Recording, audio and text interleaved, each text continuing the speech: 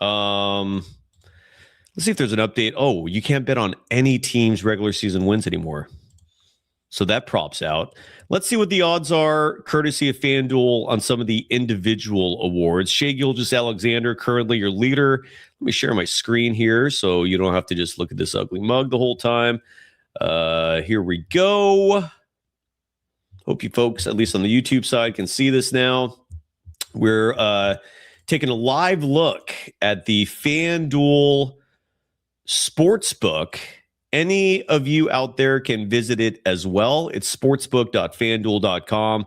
Shai Gilgeous-Alexander, your current favorite for the MVP award at minus 1250. Nikola Jokic, Victor Wembanyama, each plus 2,000. Cade Cunningham, Luka Doncic plus 8,000, and Jaylen Brown plus 20,000. Jaylen Brown, I want to say one thing about him in terms of an opinion that I have, and it's a strong opinion at that. Jaylen Brown deserves to be first team All-NBA this year. He has been playing unbelievably fantastic basketball. The dude is a baller, has real talent. A former NBA Finals MVP. And that was not good enough to make it on Team USA because Steve Kerr. But I hope the award, the folks who have the privilege of voting for these awards recognize Jaylen Brown. I personally think he 100% should be first team All NBA. If you're curious to know, Sai, who else do you think deserves to be on that list? Shai Gilgeous-Alexander, Victor Wembanyama, Cade Cunningham, Nikola Jokic. There's your five. Just my opinion. But when it comes to these awards, that's all it is. It's just a whole bunch of opinions, and you vote on it. Defensive Player of the Year. Victor Wembanyama is going to easily win this one. He's a minus 2,000 favorite. And Rookie of the Year is very close. Con Knipple, who pronounces his last name Areola. Knipple. Con, like you're conning someone out of money. Areola. Con Knipple. Con Knipple is your favorite for Rookie of the Year. Minus 2,000. Cooper Flag plus 150 there. Your favorite for most improved player. This one might be an interesting one. I think it's going to come down to between Jalen Duren and Jalen Johnson. Whole lot of Jalen's in the world. I think all thanks to Jalen Rose. Wasn't he like the first Jalen? It's not a biblical name. There's a whole bunch of Jalen's in the NBA. Jalen Duren and Jalen Johnson are your two favorites for most improved player. Denny Avdia, a wild card. He's plus 390. Jalen Johnson plus 330. Jalen Duren, your favorite, minus 165. Your favorite for NBA Sixth Man of the Year. This is an award I've given zero thought to this season until I'm looking at this list right now. Jaime Jaquez Jr. is your favorite. I was not aware of that. Plus 135. Naz Reid second, plus 360. Keldon Johnson of the Spurs third, plus 450. Reed Shepherd plus 490. Asia Mitchell plus 1,500. Wow. And then Tim Hardaway Jr., another wow, plus 2,200 for sixth man. Clutch Player of the Year, an award Stephen Curry won in its inaugural season. Shai Gilgeous-Alexander, your heavy favorite there, minus 750. Anthony Edwards, plus 800. Your leader for Coach of the Year, JB Bickerstaff, minus 150. Heavy favorite. Joe Mazzulla, plus 170. Mitch Johnson of the Spurs, rounding out your top three with plus 1,000 odds. And if you want to jump ahead and bet on NBA Finals MVP, you can do that as well. Shai Gilgeous-Alexander, a heavy favorite, plus 135. Victor Wembanyama, Nikola Jokic, Jaylen Brown, Donovan Mitchell. Don't put money on him for that. Plus 1,500. We'll stop there. So those are some of the things you could bet on, courtesy of FanDuel. Just go to sportsbook.fanduel.com to check those odds out. And yes, Hamza brings up in the chat that the Warriors are now the 10 seed. We'll get into that later in the show. But the Warriors are now tied with the Portland Trailblazers in the loss column for the 10 seed. The Golden State Warriors 33-36. Portland also 33-36. And the way that tiebreaker is determined is head-to-head record. Portland has beaten the Warriors 3 out of 4 times this season. Portland wins the tiebreaker. The Golden State Warriors are the 10th seed right now. Sharia, my girl. Not literally my girl. She's has a husband, but my girl when she comes on this show. My unofficial work wife when she appears. And Sharia, I'm working on getting you paid so I could force you to co-host with me on a consistent basis. When those checks come in, you can't say no. You can't take nights off. Not on this program anyways. Saying yikes to the Warriors dropping to the 10 seed. Our FanDuel player of the game. Any suggestions? I have no idea who deserves this. It could be Guy Santos. This will give me a chance to go through all the stats, and then maybe we can come to a conclusion together. If you want to opine in our chat, please do. In terms of who deserves the FanDuel player of the game honors, Guy Santos, 13 points, 5 rebounds. Was also 0 of 4 from deep. Also had 3 turnovers. Draymond Green played 31 minutes, 58 seconds tonight. Heavy minutes for Dre. Not a bad game for him. 13 points, was draining threes, talking smack to the Celtics bench. He talks smack to anybody when he's hitting threes because he knows no one is defending him. They're letting him rain wide open. And sometimes they go in. And tonight was no exception to that. 3 of 7 from deep. That's damn near 50%. 5 of 12 from the field total. Not a triple single for Draymond Green. 13 points, 5 boards, 5 assists. Added a steal, did unfortunately, though, lead the team with 4 turnovers. The Warriors had 14 turnovers collectively tonight. Kristaps Porzingis, a homecoming for him, and he came back down to earth a little bit from his 30-point performance at the Wizards. Again, it was at the Wizards, and no one brags about that. The same team Bam Adebayo dropped 83 on, and Ime Udoka, head coach of the Rockets that night, when asked about Bam Adebayo's 83-point performance, did not hesitate to say the Washington Wizards in terms of the reason why he was able to score 83 points. Kristaps Porzingis tonight, 2 of 7 from deep, 4 of 13 from the field. Neither of those stats are good. 5 rebounds for a 7-3 guy. 2 assists, 2 steals, and 2 blocks. I like those stats a little bit. 11 points on the night for Kristaps Porzingis, who, side note, in case you're wondering, Sai, how do you feel about Kristaps Porzingis coming back next year? My answer, and again, it's just me. What the hell does my opinion matter? If it's on a veteran minimum, sign me up. Anything else? F no. Because I have zero confidence that Kristaps Porzingis will be available Friday or any game. There is no dependability with that guy. He shows up for like 3 games and suddenly you have again, just the cheerleader crowd, whose voices are damn loud on the socials and legacy media. They are predominant. And again, Kristaps drops 30 against the Wizards. And then you have that ignoramus group. And again, more power to you, man. The Warriors are your team. I respect that, but I just wish you just were a little realistic, a little pragmatic in terms of your outlook for the team. Not to mention, I really wish you wouldn't start arguments over this Warriors team. Cheerlead for your team. More power to you. Don't come at me in rare games, though, or anyone who's espousing some goddamn rationale about this Warriors team. Don't start arguments with those folks because they're not cheerleading with you. That's where the annoyance really comes from. My God. So Porzingis, again, in case you're curious, Sai, do you want Kristaps Porzingis back next year? And I can't believe I've gone this far mentioning Tingus Pingus without once dropping the drop. That's redundant. Kristaps Porzingis again, 11 points, 5 boards, 2 assists, 2 blocks, 2 steals.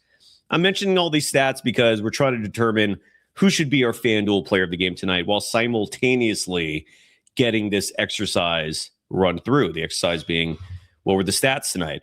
DeAnthony Melton did not have a good game. And that's largely because his three-point shot was not falling. Melton was 1 of 6 from beyond the arc. Some nights that shot falls, some nights it does not. In my opinion, just from my observation skills, watching Melton play and playing with the Warriors more specifically, Melton does not seem like a player who is suited for what the Warriors are currently doing, which is just chucking three-pointers. Like, that's not Melton's game, man. Melton is a guy who undoubtedly likes the mid-range, likes to attack. I've never associated him as a sniper, as a marksman from beyond the arc. And that's the task for every Warriors player now. And so Melton tonight, the three was not dropping. 1 of 6, played 23 minutes, 21 seconds, 5 points, 2 assists, 1 rebound, 1 steal, 1 block, 1 turnover. What are you going to do? What I would like to evaluate DeAnthony Melton in a proper lineup with proper rotations. What do I mean by that? Well, for example, when you're starting a game with 5 players, as a typical basketball team does, I want to see Melton as the point guard. I wouldn't mind seeing Will Richard as the 2. And then the 3, 4, 5 we saw tonight in the starting lineup: Guy Santos, Draymond Green, Kristaps Porzingis. Fine. That makes sense. Side note, love the fact that we're now seeing Steve Kerr actually play individuals in their position when referring to the small forward spot. Guy Santos playing small forward now. Where the F was that all season? With Guy, with Butler, with Kuminga. Hamza's in the chat's writing, is it crazy to say GP2 is better than Potts? Hell to the F, no. I would even add to that and say it isn't crazy to say that literally every player on this Warriors roster is better than Podziemski, which leads to Podziemski, who was the starting 2 guard tonight when you have better options. I would prefer GP2 as your starting 2 guard. I would prefer, again, Will Richard. I would prefer, hell, even Nate Williams. At least have some size at the 2 and maybe some competency. Nate Williams did not play, only played garbage time minutes tonight. But Podziemski, your starting 2 guard tonight, plays 27 minutes, 48 seconds. 1 of 8 from the field. He just does not have a good shot. It's an ugly shot. Like, when he misses, it's not like they're close. I think he airballed the field goal attempt tonight. His breaks have like almost the same level of clank and same level of a lack of touch as Wiggins used to have when he'd chuck up those threes and it hit the back of the rim and just clank like 30 feet in whatever direction it randomly would go. Podziemski does not have touch on those deep shots. And tonight, no exception. Again, 8 field goal attempts, 7 of those were threes. Makes 1 total. It was a 3-point shot, I believe, in the second half. I think. Let me confirm that. Podziemski made nothing in the first half, except free throws. So, and Podziemski finishes this game tonight with 10 points, reached double digits in scoring, largely because he incredibly went to the line 5 times tonight, 10 free throw attempts, missed 3 of them. So he's 7 of 10 from the free throw line, adds a 3-pointer to that, 10 points, 6 rebounds, did have 5 assists. And 3 of those 5 assists came in like the first 3 minutes of this game. The Warriors actually started this game looking decent. And I think I found myself for the first time in my life actually criticizing Steve Kerr at about the 8-minute mark of the first quarter, about 4 minutes in, because Kerr decides to do a quick sub and takes out Podziemski in one of the only stretches I've ever been satisfied watching him play basketball. That was the first 4 minutes of this game. He had 3 assists. Dude was facilitating. Dude was actually doing, for once, the kinds of things that a good point guard does. And then Kerr pulled him at like the 4-minute mark, inexplicably. Brought Pat Spencer in, brought GP2 in, and then the game got away from them at that point, and it was over. It was over in the first quarter tonight at Boston. So Podziemski, again, 10 points, 6 boards, 5 assists, 2 turnovers, 1 steal. For a guy that, again, should not be starting, should be coming off the bench. The favorable treatment is egregious. But here we are. This is a Steve Kerr run operation. Side note, the fallout from Steve Kerr yelling at Will Richard on the court the other night at Madison Square Garden got to the point where Kerr had to go running to his old college buddy, Tom Tolbert's program, to defend himself. That's part of the Kerr playbook. When the news is bad, do interviews. Control the narrative. And Steve Kerr saying he had to go look at the film to realize, oh, it was a bad pass. It's like, okay, here's an idea for Steve Kerr. Just a thought. If you don't know for sure what happened on the possession, maybe don't lose your shit yelling at a rook. Just a thought. GP2 had a great game tonight. He is my nominee for player of the game. 20 minutes, 47 seconds. 7 of 11 from the field. The cut master. Dude moves without the ball eloquently with lightning speed. And even though the threes were not falling for him tonight, he was 0 of 3 from deep. Still finished with 14 points on that 7 of 11 shooting. Adds 6 boards, 4 assists. 4 steals, no turnovers for GP2. 14.6 rebounds, 4 assists, 4 steals. Again, my personal nominee for player of the game. The Eddie757 in our chat saying Will Richard is starting a YouTube channel called JK Was Right.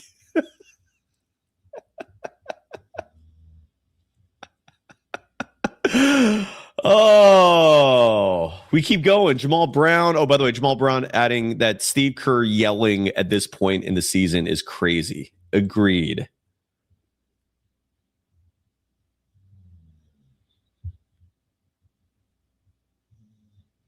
Adam saying, well, he admitted he's wrong. What's the issue, Cy? Besides the fact that apologies don't just automatically... First of all, he didn't apologize. It's one thing to admit that what you did was wrong.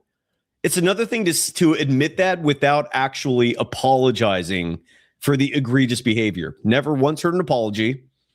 And just because you admit what you did was wrong doesn't wipe that event out from history. Not to mention the fact that we're still seeing the heavy Podziemski minutes.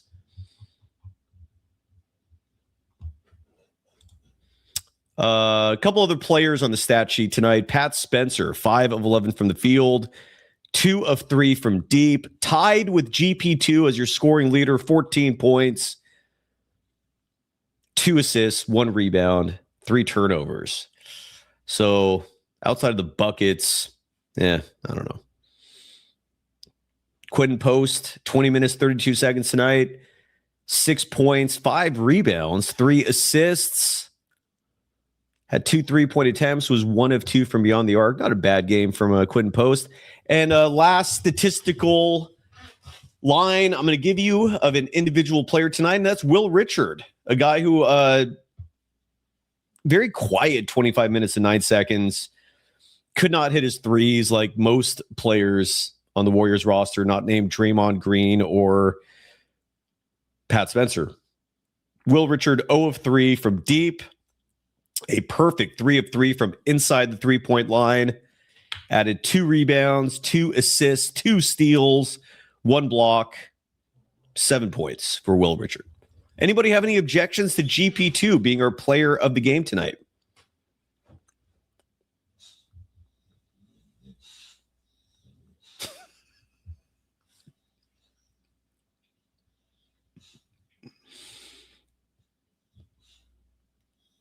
No. All right, GP2, congratulations. Gary Payton II, our FanDuel player of the game. Let's see if there's any sound real fast from the game tonight. Otherwise, this is going to be a short and sweet episode. Like, these are, I think, going to slowly start to become, unless Stephen Curry does come back, and we'll talk about that in just a moment. But just checking the news feed. Oh, here's one from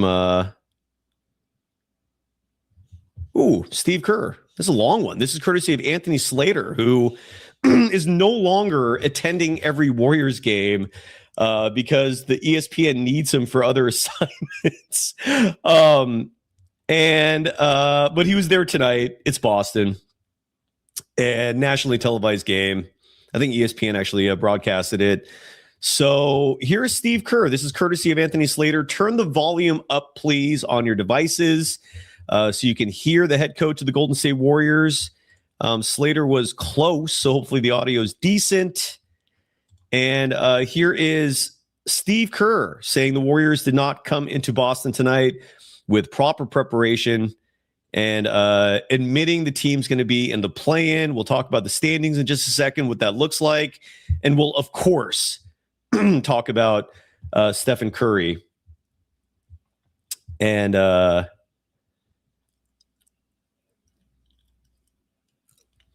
the way, real fast, Adam Adams in our chat, I hope you do know that I hope you have the self-awareness to be aware that either you're trolling hard or you come off as a massive ignorant troll if you're not trolling.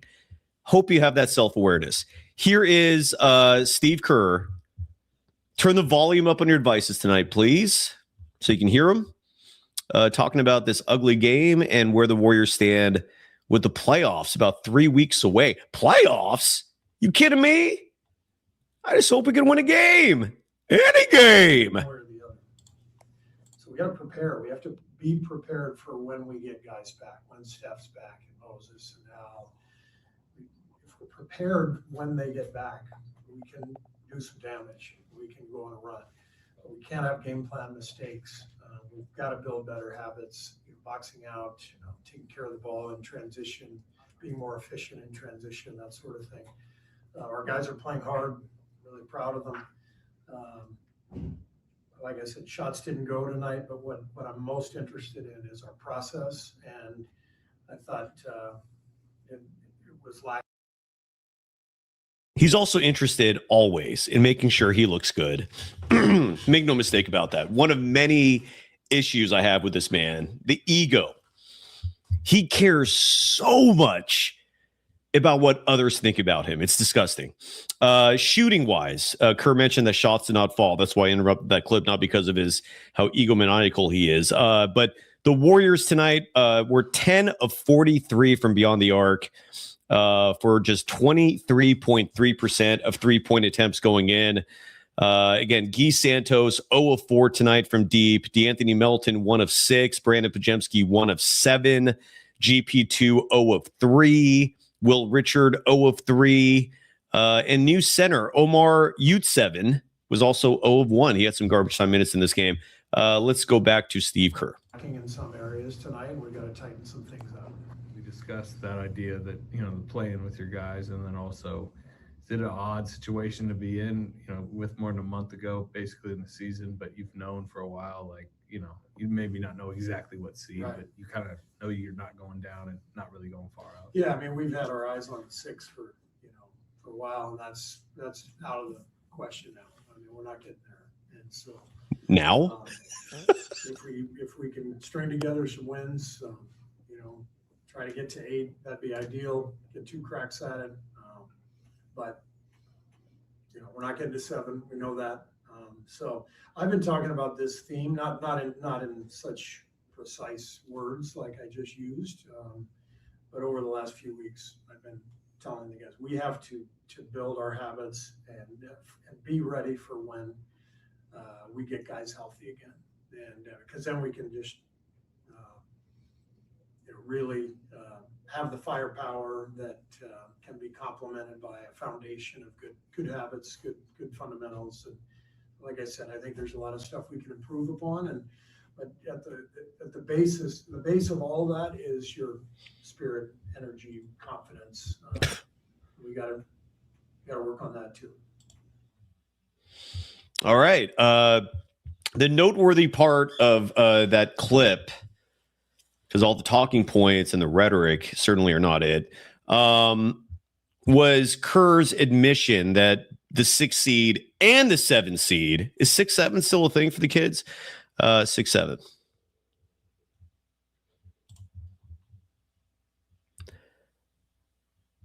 Is that the 7 seed is out of question. Props to the coach for being aware of that. The Phoenix Suns are your 7 seed currently, and they're all but a lock there, unless the Clippers can continue surging. The Suns are currently 39-30. Here, I'll just share my screen so we can look at these standings together. Forgive me for singing there. That was embarrassing. So here is the standings. Again, for the podcast audience, I will articulate so you're not missing out. I always care about you folks as much as the live audience and the YouTube audience. So the OKC Thunder don't have the top seed locked. Kudos to the Spurs for keeping that pursuit alive. The Spurs are 3 games back of OKC for the top seed in the Western Conference. Then there is a shit show, a hodgepodge of teams between 3 and 6. The Lakers are currently your 3 seed. The Rockets are currently your 4 seed. The Nuggets are currently your 5 seed. The Timberwolves are currently your 6 seed. Phoenix, and to describe how close they are, the loss column is always the best way to kind of gauge this, because the teams don't always have an exact number of games played. So the barometer is the losses. And the Lakers currently have 25 losses on the year. Good for the 3 seed. Your 4 seed Rockets, 26 losses on the year. Nuggets and T-Wolves, 27 losses on the year. So 2 games are separating seeds 3 through 6. Now, Anthony Edwards, who, side note, had an awesome clip with former President Barack Obama. I don't even know who produced that or what was the reason for that. I think it was a ESPN thing. I was thoroughly entertained watching that. I don't know if that would be your folks' cup of tea, but it was for me. I bring him up, though, because the Minnesota Timberwolves are going to be without Anthony Edwards for an undetermined amount of time while he rests a sore right knee, which has been swelling up on him. Never a good sign. So my prediction is Minnesota will continue dropping, and then you're likely going to have let me summarize this. If the season ended today, the way the playoffs would work is you would have the Lakers and the T-Wolves as your first round matchup. And again, Minnesota right now in a bit of trouble. I still can't believe they let go of Nickeil Alexander-Walker for nothing. Tim Connolly, not your finest hour there. I'm going to guess 6 is where they're going to end up. And if the season ended today, again, you would have Lakers, T-Wolves. You would have Rockets, Nuggets as your 4-5. And then the 7 seed goes to the Suns currently. The Suns have 30 losses on the year. They're 3 games back of Minnesota and Denver. Phoenix is dealing with their own injury issues, primarily with Dylan Brooks being out indefinitely with, I believe, a broken hand or wrist. But Phoenix, with Minnesota struggling, could, in theory, make a run at the 6 seed. And 6 is important because 6 means you avoid the play-in. The Suns are currently the 7 seed. They're 39-30. 30 losses, 3 back of Minnesota and Denver. The Clippers are your 8 seed. They have 34 losses. A minor miracle they got back to 500 record-wise because they started the season 6-21. And they're now 34-34. Portland is now your 9 seed at 33-36. And the Warriors also 33-36. If the season ended today, Phoenix and the Clippers would play each other in the play-in. Winner of that game gets the 7 seed, and a first-round matchup with the San Antonio Spurs. The loser of that Phoenix Clippers game, again, if the season ended today, would await the winner of the 9-10 matchup between Portland and the Warriors. That game would be played in Portland. Whether or not Stephen Curry comes back, it is important to note that Phoenix beat them 3 out of 4 times this season, and Steph was playing in those games. And I think Jimmy Butler was also playing in those games, at least a lot of them. And then the one game that the Warriors won was the last match. And again, Denny Avdia, Jeremy Grant, and there was at least one other name that was missing. I know Shaedon Sharpe, I believe, is out for the year. I have no idea how the Trailblazers are looking with Scoot Henderson back. He had missed a lot of time this season, but that's how it would look. And which I think is a good opportunity to quickly seg into this Stephen Curry discussion, because Steph was participating in pregame shoot-around tonight. Not that big of a deal. I mean, the runner's knee, I don't think, has ever kept Steph off a basketball court just to put shots up. I don't think that's necessarily a big deal, but it's the first time he's done it publicly in I don't know how long. And he wants to come back. And this is an example of where sometimes an organization needs to look out for what's best for an individual athlete, because my fear is, this is just me, and I've already expressed this opinion very clearly in terms of the Warriors needing to tank and focusing on getting a decent draft pick for next season, because it's easily the easiest and most effective and smartest route to improving your team and turning it around. Your options for improving your roster talent-wise are either draft, free agency, trade. You don't have good assets to trade to get an awesome piece back. You're not a prime free agent destination. So it leaves you with the draft. And that's how this dynasty was built, was organically through the draft, drafting Steph, Clay, Draymond. And it was only after you had those pieces, Harrison Barnes. It was only when you had those pieces and they started to come together to form a unit that looked damn good that free agents started to follow. Andre Iguodala came on board after those three had and at that time they had Bogut, David Lee. But Andre Iguodala saw enough, and he's like, damn, this team's going somewhere. Yeah, I'll sign up, sure. You don't get free agents otherwise. It's not the path to success. So the draft is your ticket if you have any shot of turning this thing around next year. Now, Stephen Curry wants to come back, like nearly every athlete does. They love to play. Steph loves the game. There's no denying that. But this knee issue could get worse.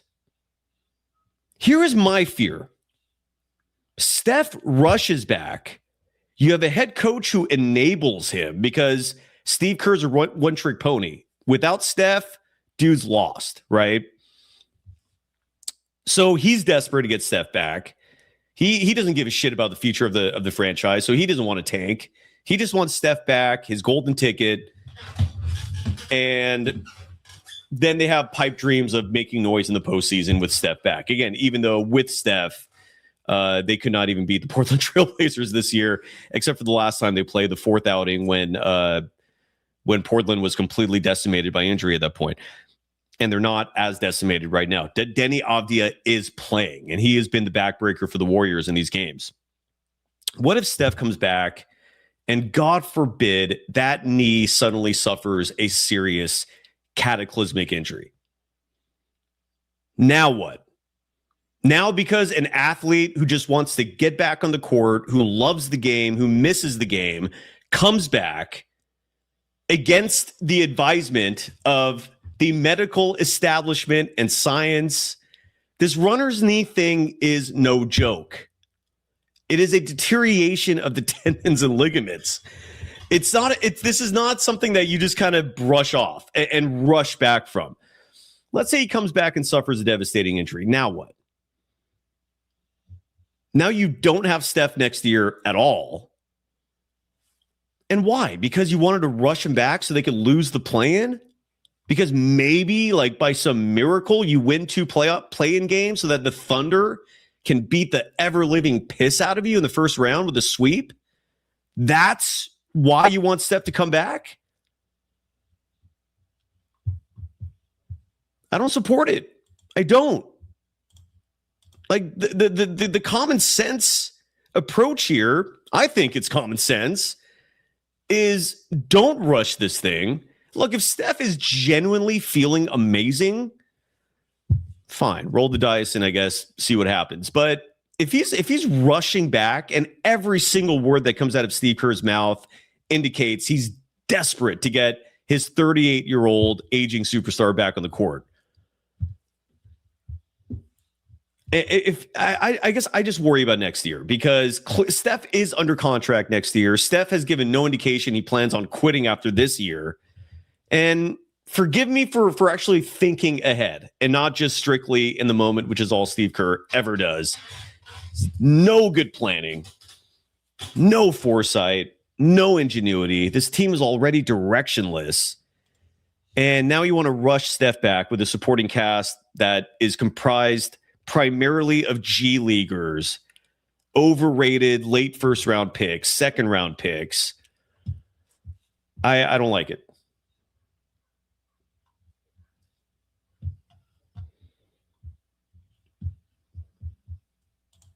And here we are.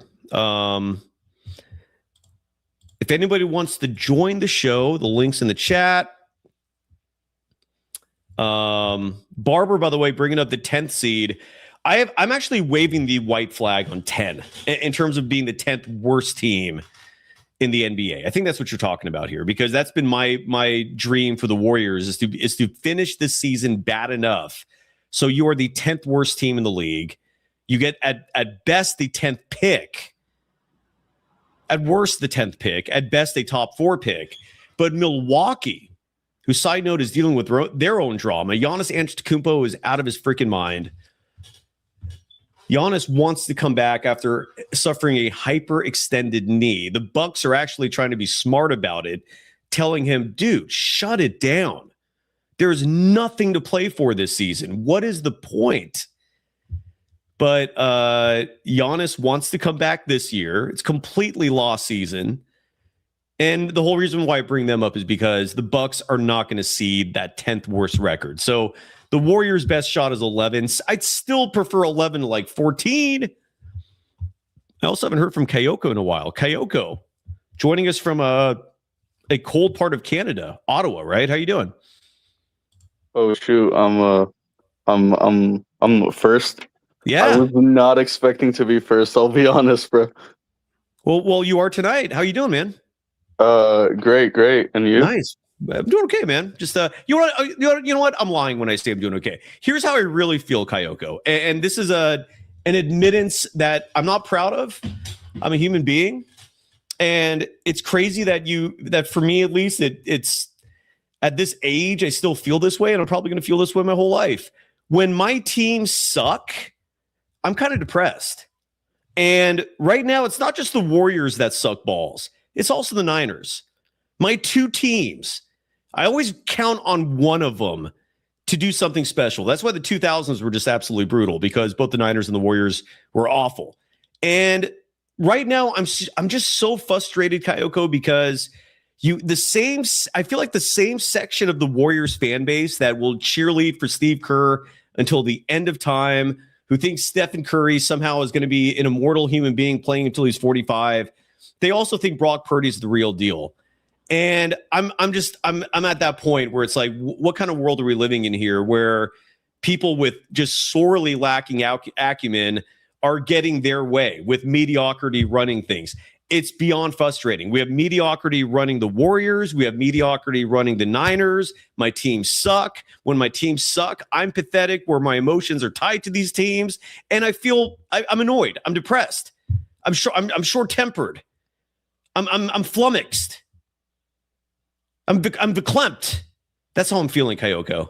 And I'm not proud of it, but I'm just a human being. More importantly, though, you're younger. You're a college kid. You've got your whole life ahead of you. I'm focused on you. How are you doing? I'm doing good, bro. I mean, school is like ending in like a month, you know. Then we got exams. Then we're done. Off to work, break. Maybe travel. I don't know. I'll think about it in the near future. I don't know if I'll go like this year, obviously, but and yeah, that's about it. And spring is also my favorite time of the year, right? So that's really about Why it. spring? I mean, the answer I get mostly is summer, because summer means you could just go wherever you want, do whatever you want, and party your ass off. If you're an outdoors enthusiast, you can do whatever you want outdoors. I hear some people say fall. Why spring? Well, to me, it's because like I spent like all this time like in the winter time and like the cold and the snow. So when it finally starts like warming up, especially during like April or like May, I'm like, all right, let's go. And that's a good point. I don't have your perspective of winters being absolutely brutal, so that when it ends, you can have like a sigh of relief, right? I'm guessing that's how it feels. So, Yeah. Anyways, good to have you, brother. I feel like you're not on this show enough because your comedy, you bring some good takes. What is on your mind tonight? Bro, I just joined here to say that the Warriors, as much as I hate to, obviously admit it and like talk about my team this way, I think it's over, bro. Like, Of course. they should have just like gotten Steph a better cast like during 2022. Like, if you were to put that 2022 team now, I just don't know if they'd win a chip, right? Like, I can't see that cast. And in order for them to win, Steph had like a historic post season run, right? Like, if you look at his numbers, it was like stupidly good. It was like 35 points per game. Steph was a god 50% that year. Yes. Yeah, exactly. So I'm saying, and like people always tell me, oh, but that team had like chemistry and a depth, and I was like, okay, but they weren't like an actual contending team. Case in point, the very next year, like what happened? They barely made it into the playoffs and got beat down by the Lakers, right? So well, first of all, you're also skipping the part where they needed 7 games to beat Sacramento, and they needed Steph's 50 burger in that game 7 to escape Sacramento in a series where they probably should have lost. That's also the season where, to me, the colossal mistake the front office made that season was not bringing GP2 back. Like, they just let GP2 walk. You could have easily afforded to bring him back.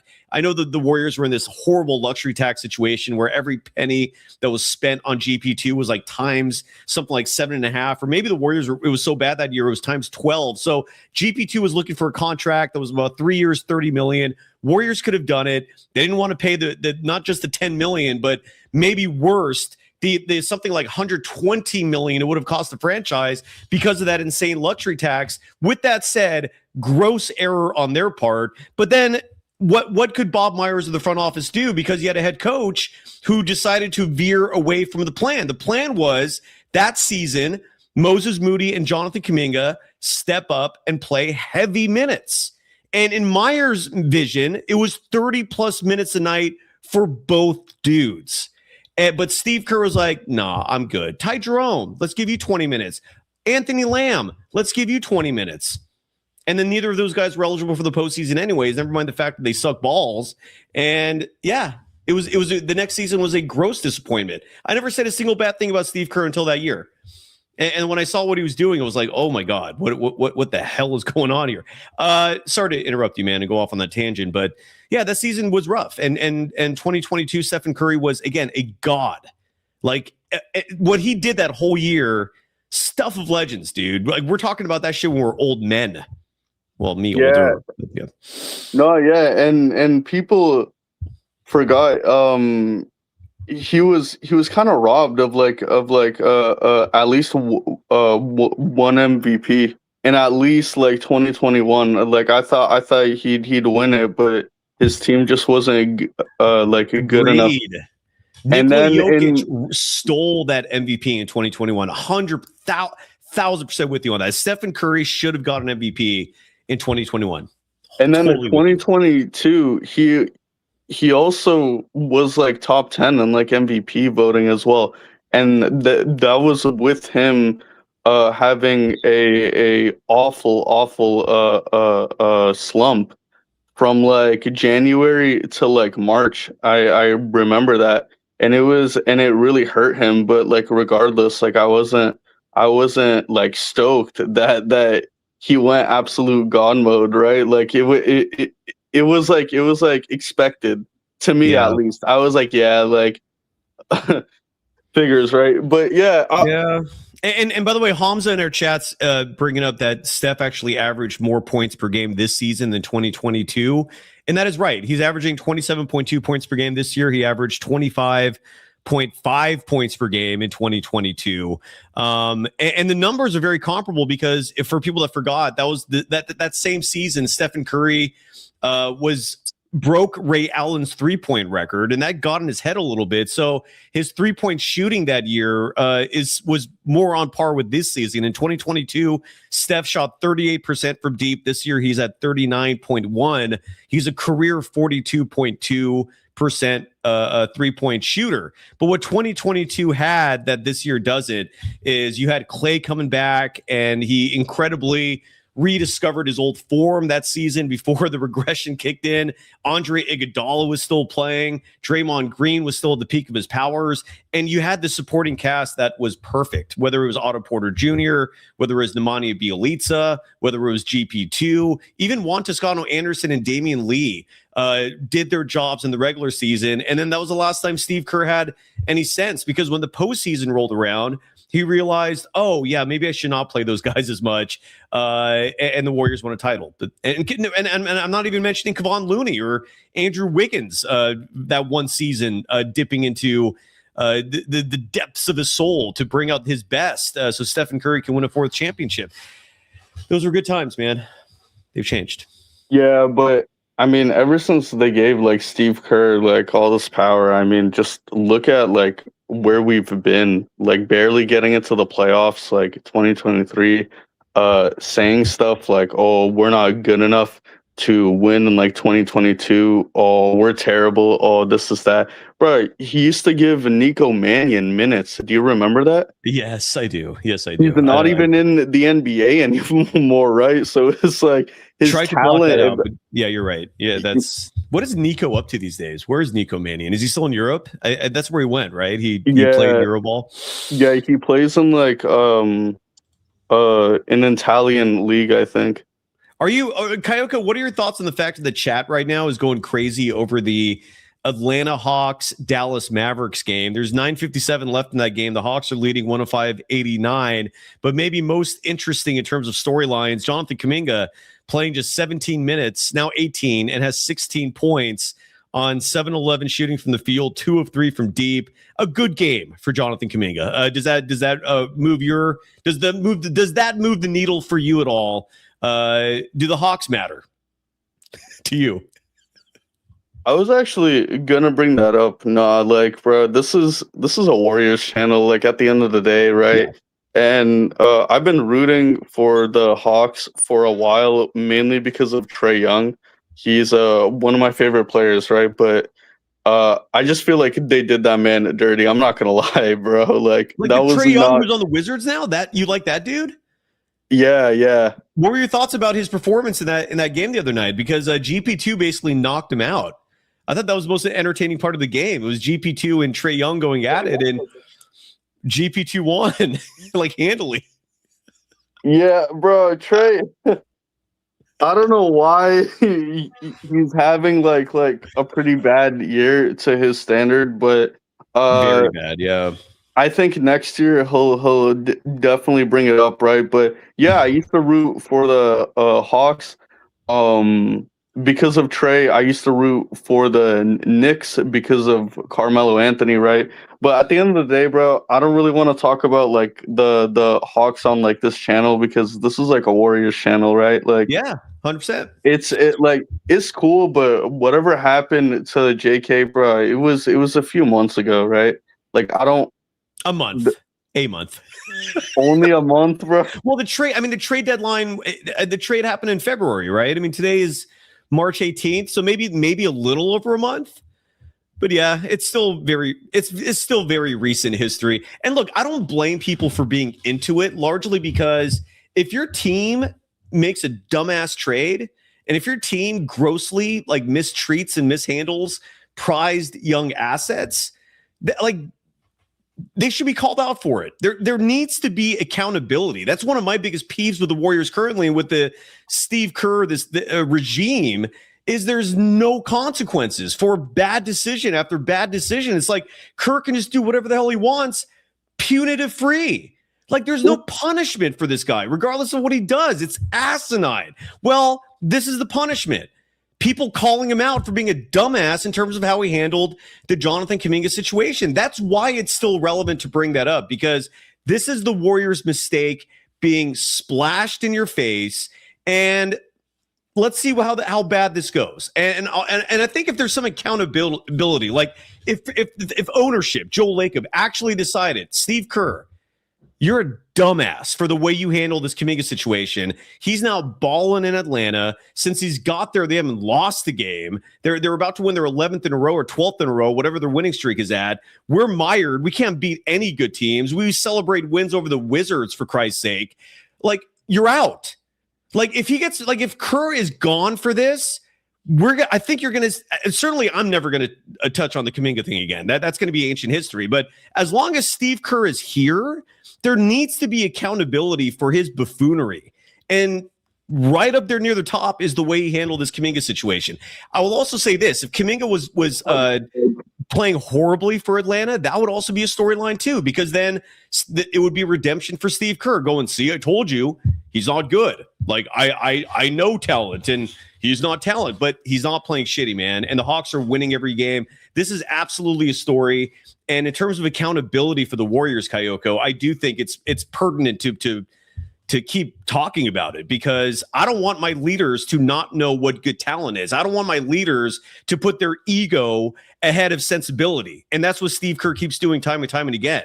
Does that make sense? I mean, we're not ditching the Warriors, but we're not going to just absolve them of major mistakes that are just tanking this team.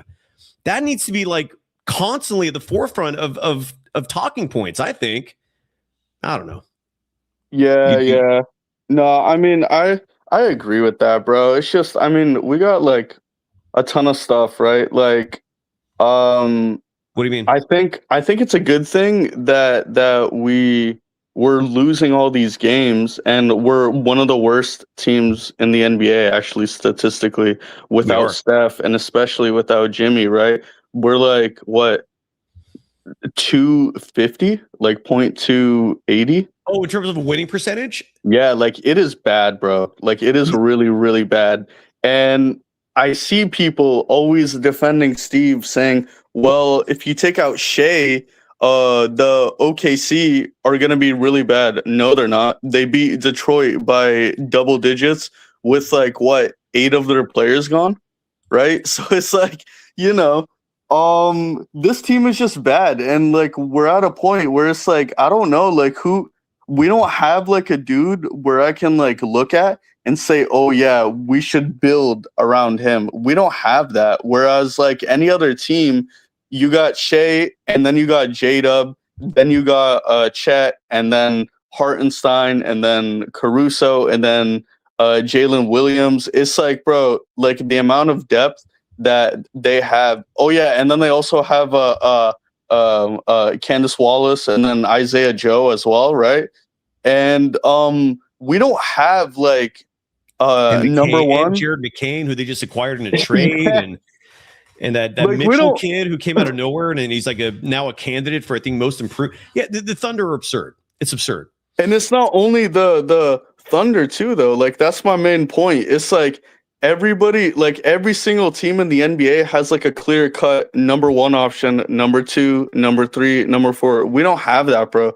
And I was actually just talking to this like with my friend, saying, I think to me, one, it's a good thing that we're losing all these games, because I just want Kerr out of here, right? Like nothing is ever going to change without a new head coach. I just want to see something different, right, bro? I've seen Steve Kerr for so long, and I'm only 20. Like 2015 was so long ago. Dude, your perspective's crazy on that. You were like a little kid. Do you even remember Mark Jackson? Like faintly, bro. I mean, KD got me into the NBA, that's bro. Crazy, right, dude. That's so crazy. It's like I saw those. That's wild. Yeah, I remember I used to watch those OKC like Warrior games and but yeah, KD is the first player ever to get me in the NBA way back in like 2012, right? And I was 6 at that time. So I've seen like a bit of Mark Jackson. I've seen like the early OKC days in the early 2010s, but regardless, yeah, like if you go to Denver, it's like, oh, first you got Jokic, then it's Murray, and then Aaron Gordon. We don't really have like a straight, okay, who's gonna give you 25 and like 10 on like any given night, and no matter the team, right? And then I mean, Pods, bro, like, do I really gotta like talk about that again, bro? Right? Your call. Yeah, like he had like what, 25 points like 2 nights ago, and then what did he have today? 12? He made 1 field goal today. Wait, he had 10 points because he had 7 free throws, but he had 1 field goal. Literally, the whole game he made 1 shot. And he's struggling to get by in the NBA now, and I'm starting to see him like foul bait, but it's bad, bro. It's like him like flat out flopping, and I'm just like, okay, dude, like. And yeah, but to me, like, these 3 guys have like the most to prove. It's really Gee, Moody, and Pods. You can't keep all of them. You can at most keep 2, to me. What do you think? You know, we haven't even touched on what Tim Kawakami reported the other day, and I don't know if he said it on his podcast or wrote it somewhere, but I saw it on the socials that Kawakami came out and said that Podziemski is going to expect more money with his contract extension than what Moses Moody makes. And Moody makes about approximately 13, 14 million a year. Pods wants more than that. And it's like, for what? That 25-point game you brought up was against the Knicks in a loss. And again, those are the emptiest points imaginable, dude. Anybody who's getting that level of minutes, Moses Moody has had 25, 30-point games. Here's Kayoko. I'm going to express an opinion that may not be popular. I think this whole goddamn team should be blown out. I mean, look, Guy Santos, I've been an advocate. I've advocated for him from pretty much day one. And I do believe there's value there. But I always looked at Guy Santos's value as someone who's a supporting cast member to a team with stars, to a team who can carry the load, right? The Stephen Currys and so forth. Guy Santos is one of your primary guys. I'm not really sold on that, man. Like Guy Santos is not going to be a starter on a serious contending team. He could be a great bench guy, but a starter, like heavy minutes. Dude, my opinion, this is just me, man. I'd blow the whole effing thing up, dude. That Pods, Moody, Post, dude, anybody. Like GP2, like blow the whole effing thing up and start over from scratch. And I know that's technically, I guess, what the Warriors want to do in 2027. Don't wait. Why put everyone through another year of this? Like just do it this offseason. And have Steph play with a rebuild, so at least Steph can teach him a thing or two. There's no pressure on Steph anymore, so he's not out there like pushing himself, getting injuries left and right. That's my take on this, man. Blow this effing thing up this offseason. Get rid of everybody except for Steph and Dre because they're still under contract, and surround them with promise, with people that we can get excited about, including a high draft pick. What they have now is not. It's not going to lead to shit, man. I love Moses Moody, but 13, 14 million for this guy? I don't know. I'm kind of like over that too. So I love Moody though, bro. Like his, I don't know. To me, bro, I always see people like compare Pods on like Moody. Like, oh, if Moody is like that much better, why doesn't Pods deserve at least like 14 M's? And I'm like, dude, Moses Moody has been like shooting the clip. We know he could get buckets, and he plays defense, right? So is yeah, I don't know. I think his contract has real value because he can actually bring anything to a team, right? Because his archetype of a player, it's plug and play. It's 3-and-D, play defense. You could put Moody on the Nuggets or the Nets or the Spurs or the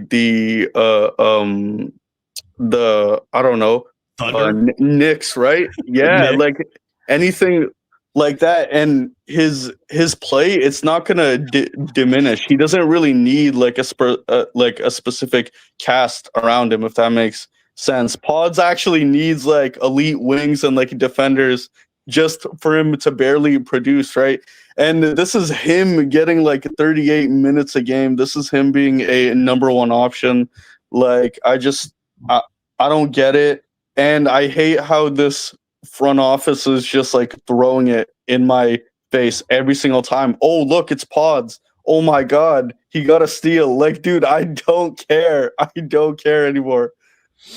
Yeah, and again, this I'm not what me saying that is not like an indictment on Moody. I'm not sitting here saying Moody sucks. I'm just saying it's just time, man. This run is over. It's been on fumes for ages. And someone in the chat said that Moses Moody's 13-14 million will be cheap in a couple years. Agreed, but his contract expires at the end of next year.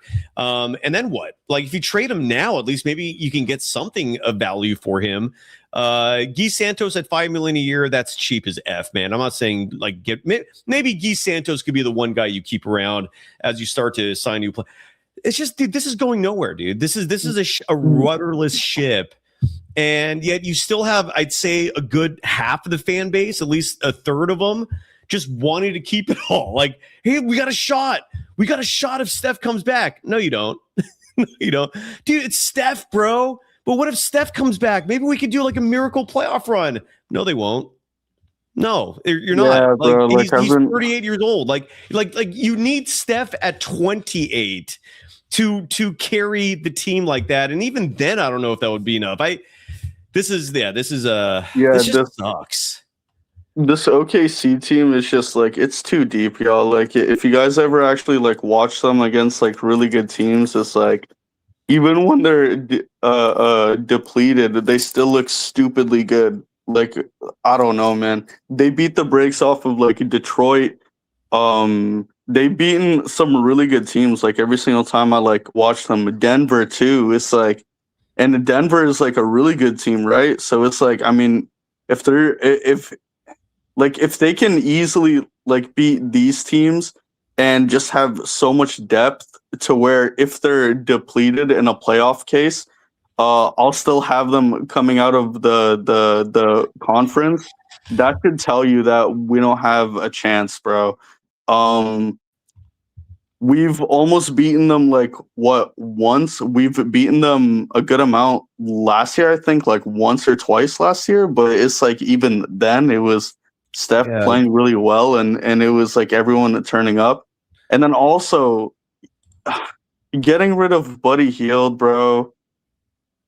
Like that was pretty stupid in my opinion. You weren't like they got rid of Buddy Hield before they got rid of Pods. And I posted a comment saying, I wish the Hawks took Buddy Hield, or I mean Pods. And I got a ton of likes on it on Instagram, right? And then all the Hawks fans are like, what? That's so stupid. I'm looking at Pods' numbers and he's always in the plus minus. And he's like, and I remember he used to like lead the NBA in charges. I'm like, bro, if you want Pods, take him. Just give us like Doritos for nothing.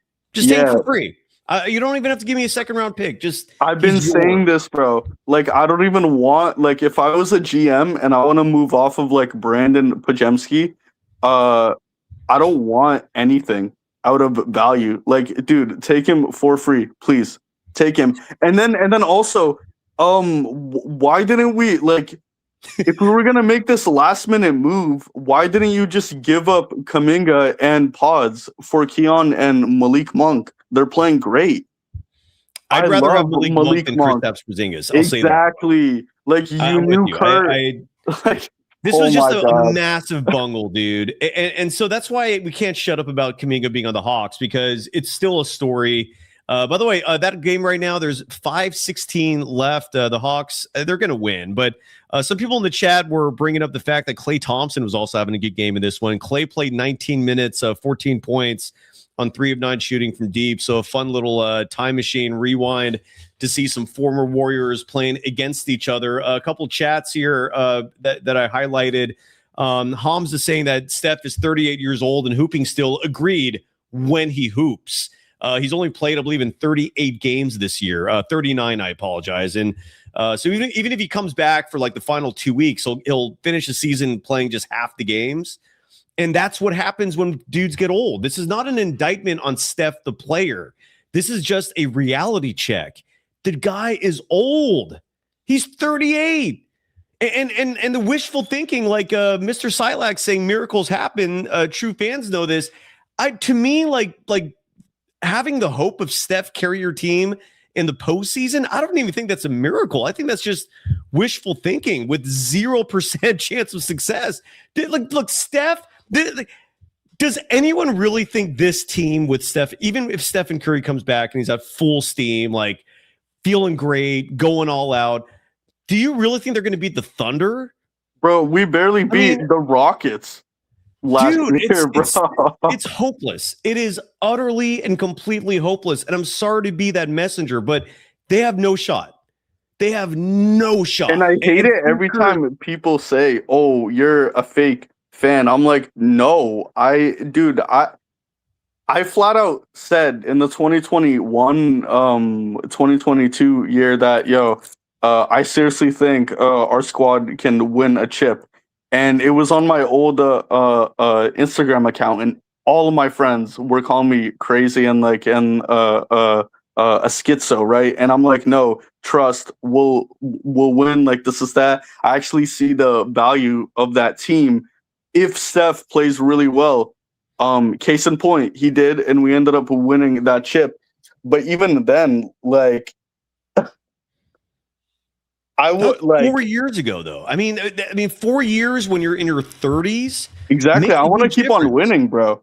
I'm a fan. Like, I want to see my team win. I don't care if we won a chip almost half a decade ago. Like, it's almost there. Yeah. Yeah. Exactly. Right. And tell these people, tell anybody who's calling out your fandom that if you were a blind homer, and again, this is all opinions, right? And you can have yours, and I'm not, and no one can tell you for certain you're right or wrong.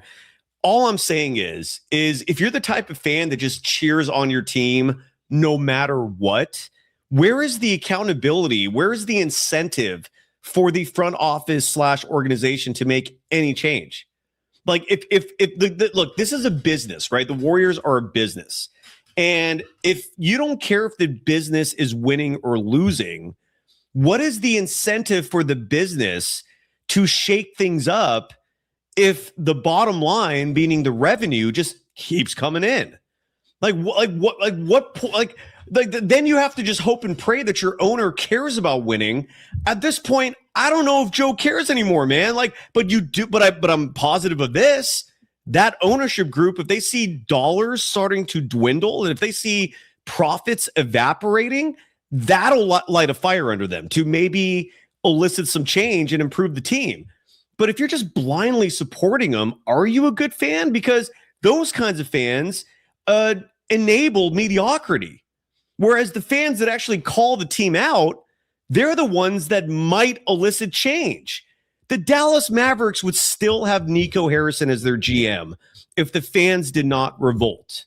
That to me is one of the best examples possible for a fan base not acting like cheerleaders, not acting like homers, but keeping it real.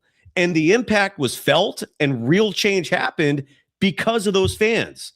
And it's really sad, unfortunately, that with Chase Center and that crowd there, Like I barely ever hear them express any discontentment.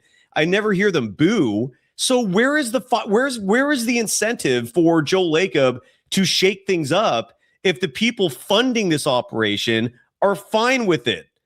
Dude, good fans to me keep it real. Good fans to me will keep rooting for your team, but also let you know if you're effing things up. And the Warriors right now, I'm sorry to say this, but this is the reality of it, and it's been the reality of it for 3-4 years now, are effing things up. And it all starts with Steve Kerr. They got to replace that dude, man. It's so ridiculous that this guy is still holding power and calling all the shots. It's frustrating. I also see like the stupid notion that a head coach doesn't have any say in a roster, and that's one of the stupidest things I've heard, right? Because a roster is built for that coach to play those players, right? Case in point, that this roster is a Steve Kerr roster. If you 100%. actually think it isn't, then I don't know what to tell you. And then 100%. Yeah. A lot of like Bay Area fans are like Golden State fans, and they're not really NBA fans. I feel like if you're like a hoop fan, you're gonna watch the playoffs no matter what. Whereas I feel like a lot of Bay Area fans, if their team isn't playing, then okay, season's over. Like I'm not really gonna tune in.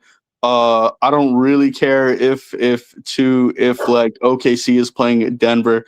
Dude, those games were so much fun to watch, and it's like, okay, I'm done with those games. Now I gotta watch the Warriors, and now it's like, bro, I don't want to watch my team anymore. I'm sorry. Call me a fake fan. Call me a You're fake not a fan. fake fan. It depends on who you're asking. Like I'm hearing you tell the story, and I think you're a more truer fan than the people calling you out, because they're going to just waste their money no matter what. They don't care about results, and that sucks. That's sad.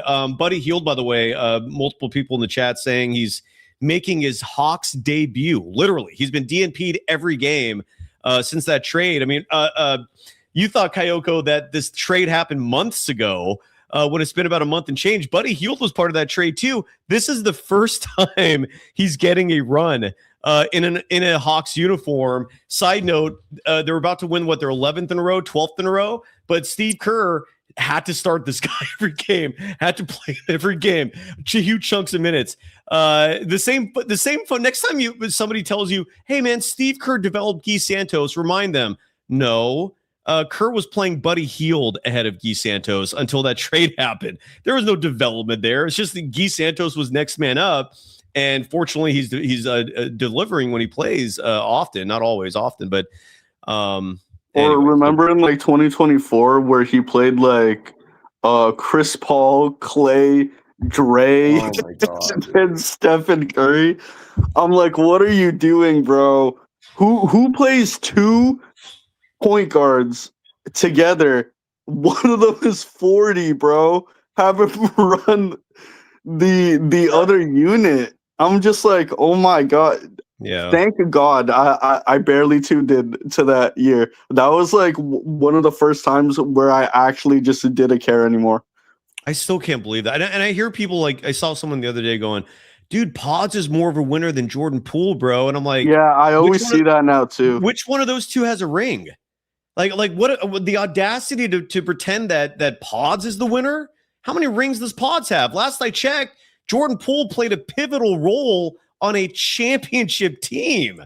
When did Podziemski do that? I've never, like, Podziemski came and everything dried up in terms of success. But Podziemski's the winner? Hell no, man. Yeah, Jordan Poole was snubbed of like MIP and Sixth Man of the Year. He became ineligible for Sixth Man of the Year because there was a stretch where either Steph or Dre wasn't available in the starting lineup, right? So he started too many games, but he would have easily won that, like easily. And he got snubbed of Most Improved Player. I still remember that snub. And yeah, right. So he would have really won like 2 awards and in my book, and it's like, what has Pods won since, right? Like he Nothing. and another thing is that Pods' mentality is, yo, I'm playing basketball for me. I couldn't care less if I win a ring. I don't know. That's the vibe I get. If you look at like Stephen Curry's old interviews, it's like, oh, do you want to like win all these rings and like and get paid and get all these deals? And he's like, nah, I just care about like winning and helping my team any way I can, right? So it's like, look at that mentality difference. He couldn't care less if he was in the GOAT talks or anything like that. He's like, I just want my team to win. And that's the same thing with Kobe. Kobe only cared about winning. And Jordan and Rodman, Scotty hated being in Jordan's number 2.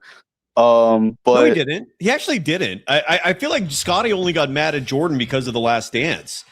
They were fine before then. And then when Jordan called him out publicly for his antics, missing the start of that season, that's when that relationship frayed. Have you heard an interview where Scotty said he didn't like being number 2? Well, I mean, kind of like assuming that. I'm like educating, like guessing it. Right. I'm sorry. I've heard him say that. That's why. Yeah. Go ahead. He's constantly like, everybody needs a number 2. If you look at me, I would argue that like this is that, or I mean, if you look at every star, right? I don't think Jordan is the GOAT. I think it's Bron. Like, it's quite clearly like he's not gonna outright say it and like go out of his way to just bash Jordan, but he like drops crumbs for people to like pick up on. But anyways, bro, I'm sorry for keeping you too long. Don't apologize. And by the way, while you were Kyoko, a lot of people in the chat were appreciating your words, right? But real quick, just a moment of thoughts and sympathy to Jamal Brown, who was typing in our chat. The weed is hitting hard. He can't type anymore. Stay strong, brother. Maybe make yourself a cup of coffee and sober up a bit. I'm being facetious saying that. Kyoko, congrats on spring hitting you. I imagine the Ottawa winters are rough. So kudos to that, and let's hope the Warriors make some change for the positive this offseason, because it sucks. And one more thing, Sai. 2024 10th seed, right? Yeah. 2025 play-in, 2026 10th seed. So it's time to move off of like all these people, bro. Yeah. And I just want to add to that, Kyoko, 2023 as the reigning world champions, barely a 6 seed. But we're just going to ignore that too. Like, it's insane. It's so really insane. Yeah, so really it's play-in, one of the worst teams in the NBA play-in, and now currently statistically like 3rd worst in the NBA. Yeah. I know the record it doesn't say it, but like we're really bad, guys. And then look at the 2 years before the title. Like they win the title in 2022, unbelievable. 2021 they were playing team. They didn't get out of the play in that year either. 2020 worst team in the NBA. Literally 15 wins on the whole season in 2020. 15. Like right now the worst NBA team by record. The Sacramento Kings have 18 wins in the West, and there's still almost a month to go. The Pacers have 15 wins in the East right now. The Wizards have more wins than the Warriors had in 2020. The Wizards have 16 wins currently. And all we had to show for that 15-win season was James effing Wiseman. The Warriors could have had Anthony Edwards if Steve Kerr didn't live with his head stuck so far up his ass that he has no idea what real talent is. That, to me, still peeves me. The whole 2 timeline thing and the critics of that, you would not have a single critic if the Warriors took Anthony Edwards, who was absolutely available. For folks out there going, dude, but Minnesota had the top pick. What are you talking about? Minnesota wanted to swap picks with the Warriors. It's well documented. It's crazy. The Timberwolves wanted the Warriors 2021 first-round pick that the Warriors owned, which ended up becoming Jonathan Kuminga. They wanted that back. They were happily willing to swap picks with the Warriors. But Steve Kerr thought Anthony Edwards' work ethic sucked. 1 year out of college, and Steve Kerr had a strong opinion about a player who's now considered a face of the league. It infuriates me, dude. And Joe Lacob just keeps going, well, we made 6 finals with him, with this guy as a coach. 4 championships. It's like, because of him? Like, do you pay attention to nuance at all? Like, unreal. Yeah, he was the guy in 2015 when everyone was like relatively young, but even then, like Steph was like what, 28 at that time? Like what, like 28-ish? 27, 28. It was around there, yeah. He'd So already had some he's years under his like belt. Kerr walked into a gold mine. Like he was in the prime of his careers. Mark Jackson used to go on post game interviews and was like, we have the greatest backcourt in NBA history. I'm telling you guys that these 2 kids are special. And by kids, I mean, I think he was talking about Clay and Steph, right? And then, I mean, he gets blacklisted for what? Because of his religious views, bro. It's like, I mean, he's still, yeah. I mean, it was, I mean, look, I'm not here to say if it was right or wrong, but all I'm saying is that, and Steph loved Mark Jackson too. So did Clay, so did Dre. Yeah. I feel like everyone has this like common thing that to Steph, it's like, oh, it's either Kerr or no one else. No, it isn't, because he loved Mark Jackson. He loved his college coach and he liked his high school coach. I couldn't find him saying anything bad about that, right? So it's just, I don't know, man. Just blow it up. I couldn't care less anymore. And it's like, okay, cool. You're going to play all these games and like try to win. Like Steve is still telling the media, oh man, if we could just string together a couple of games. Like, no. You can take Portland for the 9th spot and then have a play-in game just to lose it to OKC. By the way, Evan Ball, great to hear you. Side note, Evan Ball, who I want to bring back on to Evan if you're ever interested, a writer for the Taylor Sheridan universe. I just started watching the Madison. That's another fantastic show. I know it's a little more adult, and it's not a cheerful show, but it's absolutely stunning. That's not. I didn't mean to highlight though that chat comment specifically. Wordman, this is news to me. Forgive me for missing this story. I know Mark Jackson was a bit of a hypocrite in terms of being a pastor while simultaneously cheating on his wife, and that's well documented. What I am not familiar with, that Wordman writes in her chat, is that Mark Jackson was blackballed because of a stripper who blackmailed him, and the FBI got involved.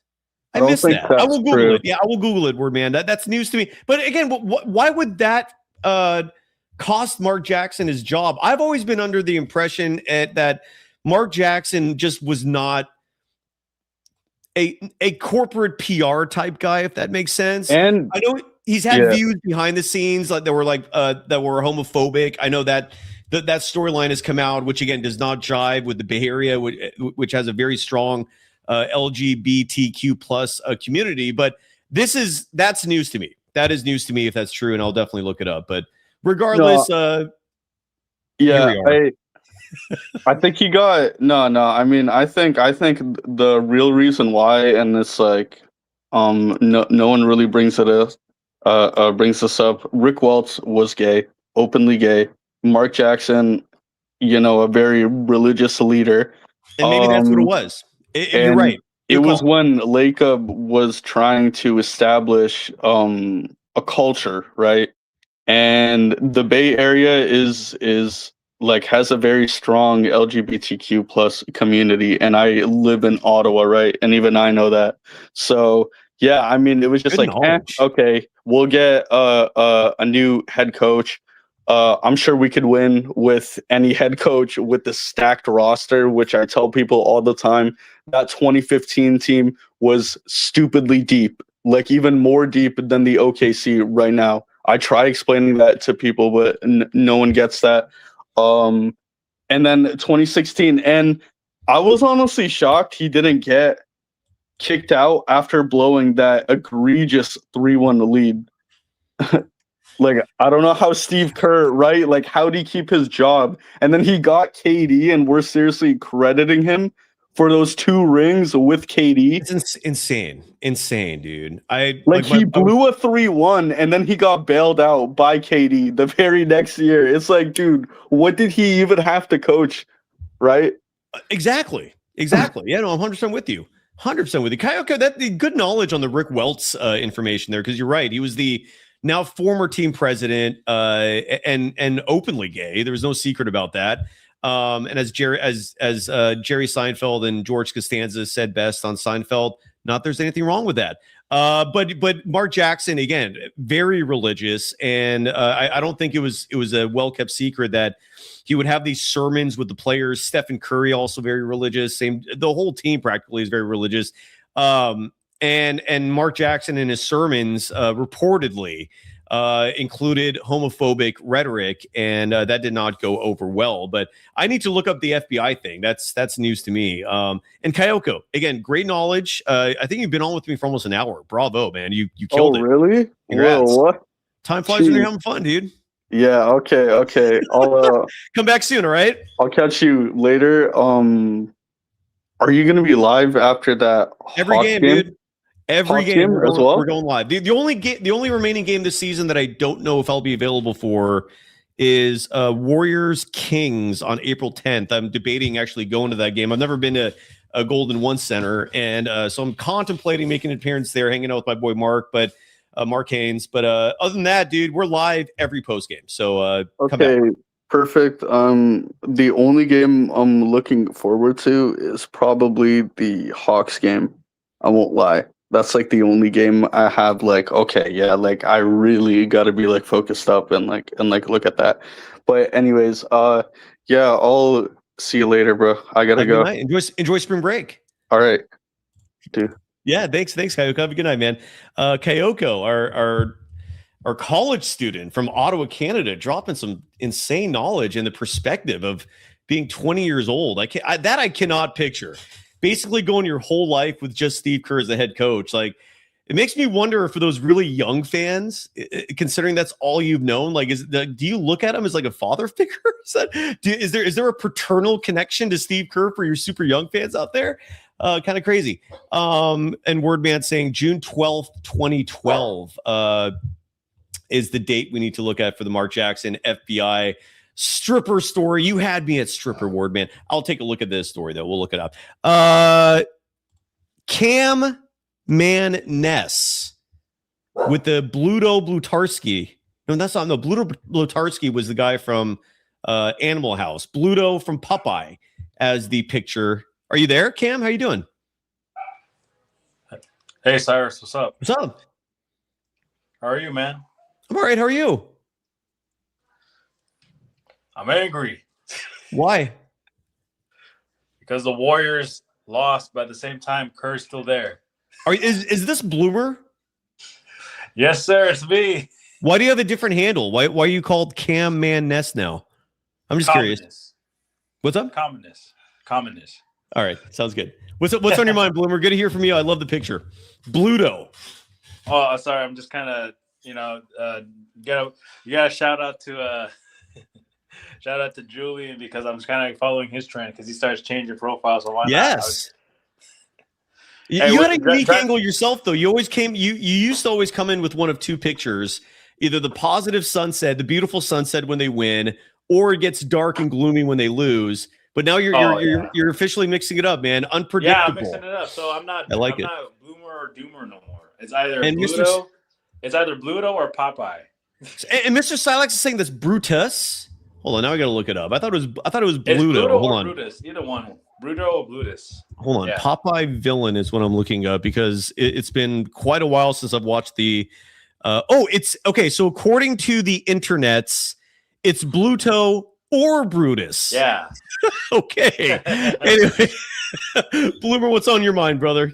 Sorry, I'm just trying to imitate Bluto. No, you're good. You're good. This pretty much what the previous caller said, and pretty amazing. He's from Ottawa. That's get variety of people. That's cool. Anyways, yeah, pretty much what he said is that for the most part, this Warrior team is pretty much done, man. It's cooked, and we're not gonna. Yeah, we're not gonna really go anywhere knowing that like all these 95.7 or other Steve Kerr apologists homebody channels are just gonna keep trying to give us false hope and just like, hey, don't worry, Curry's gonna come back, and KP dropped that 30 ball against the Wizards. Oh wow, the Wizards, right? Yeah, there you go. I'm just curious, why does he have two names? I always thought it was Bluto, but multiple people in our chat are saying Brutus, and here on his Wikipedia page, he's called Bluto, but then it says right after that, at times known as Brutus. So he had two names apparently. Okay. Yeah. I love the description. Bluto is a cruel, bearded, muscular ruffian who serves as Popeye's enemy and arch rival for the love of olive oil. Yep. And side note, olive oil, I never understood that appeal, but she apparently has two dudes always fighting over her. So there you go. Anyways, enough of the Bluto, Brutus nonsense. What's on your mind, brother? Yeah, I mean, I really, sorry, I'm just trying to get this because it's funny, man. It's funny. It is funny, man. Yeah. No, but yeah, I'm trying to get back on focus here. Yeah, so I at this point of the season, like we only got what, like 13 games left remaining in the season, in the regular season. I really think that we should just like the previous caller and you said, I've been on the board too. We need to tank. Like we really should. It's time to make that change and look forward. Yeah. Not even next season. Like we need to do it this off season, like you said, right? Because I don't want to we don't want another march through hell this season, knowing that, or this another year knowing that Steve Kerr is still going to be there. Like, oh gosh, the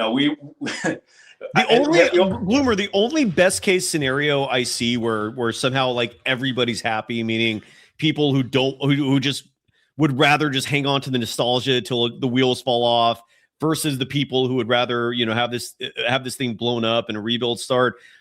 If somehow like the Warriors end up, and I know this is weird. So just stay with me for 1 second. All right. Yeah. If the Warriors finish this season continuing to nosedive and you somehow get a good draft pick, and then this offseason, you can somehow convince LeBron James to come to your team for the veteran minimum, right?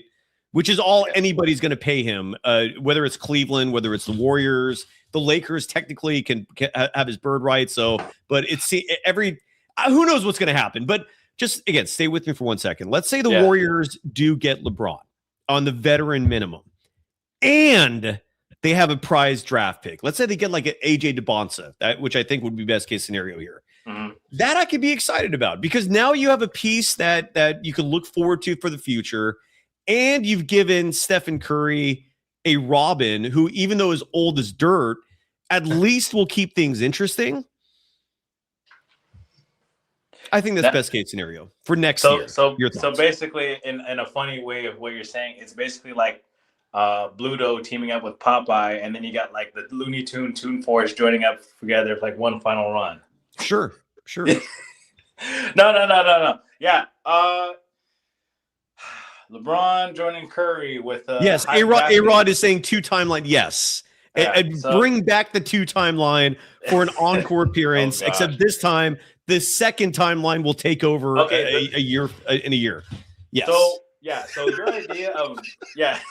your idea of bringing LeBron to the Warriors, teaming up with Curry as his other Robin, is Jimmy going to be there still? Yes. Yes. Okay. So this isn't my idea. This is an idea that's been floated around for like months now, and LeBron's camp is partly fueling it because his camp keeps leaking that if he leaves the Lakers, Cleveland and the Warriors are the 2 teams he'd consider.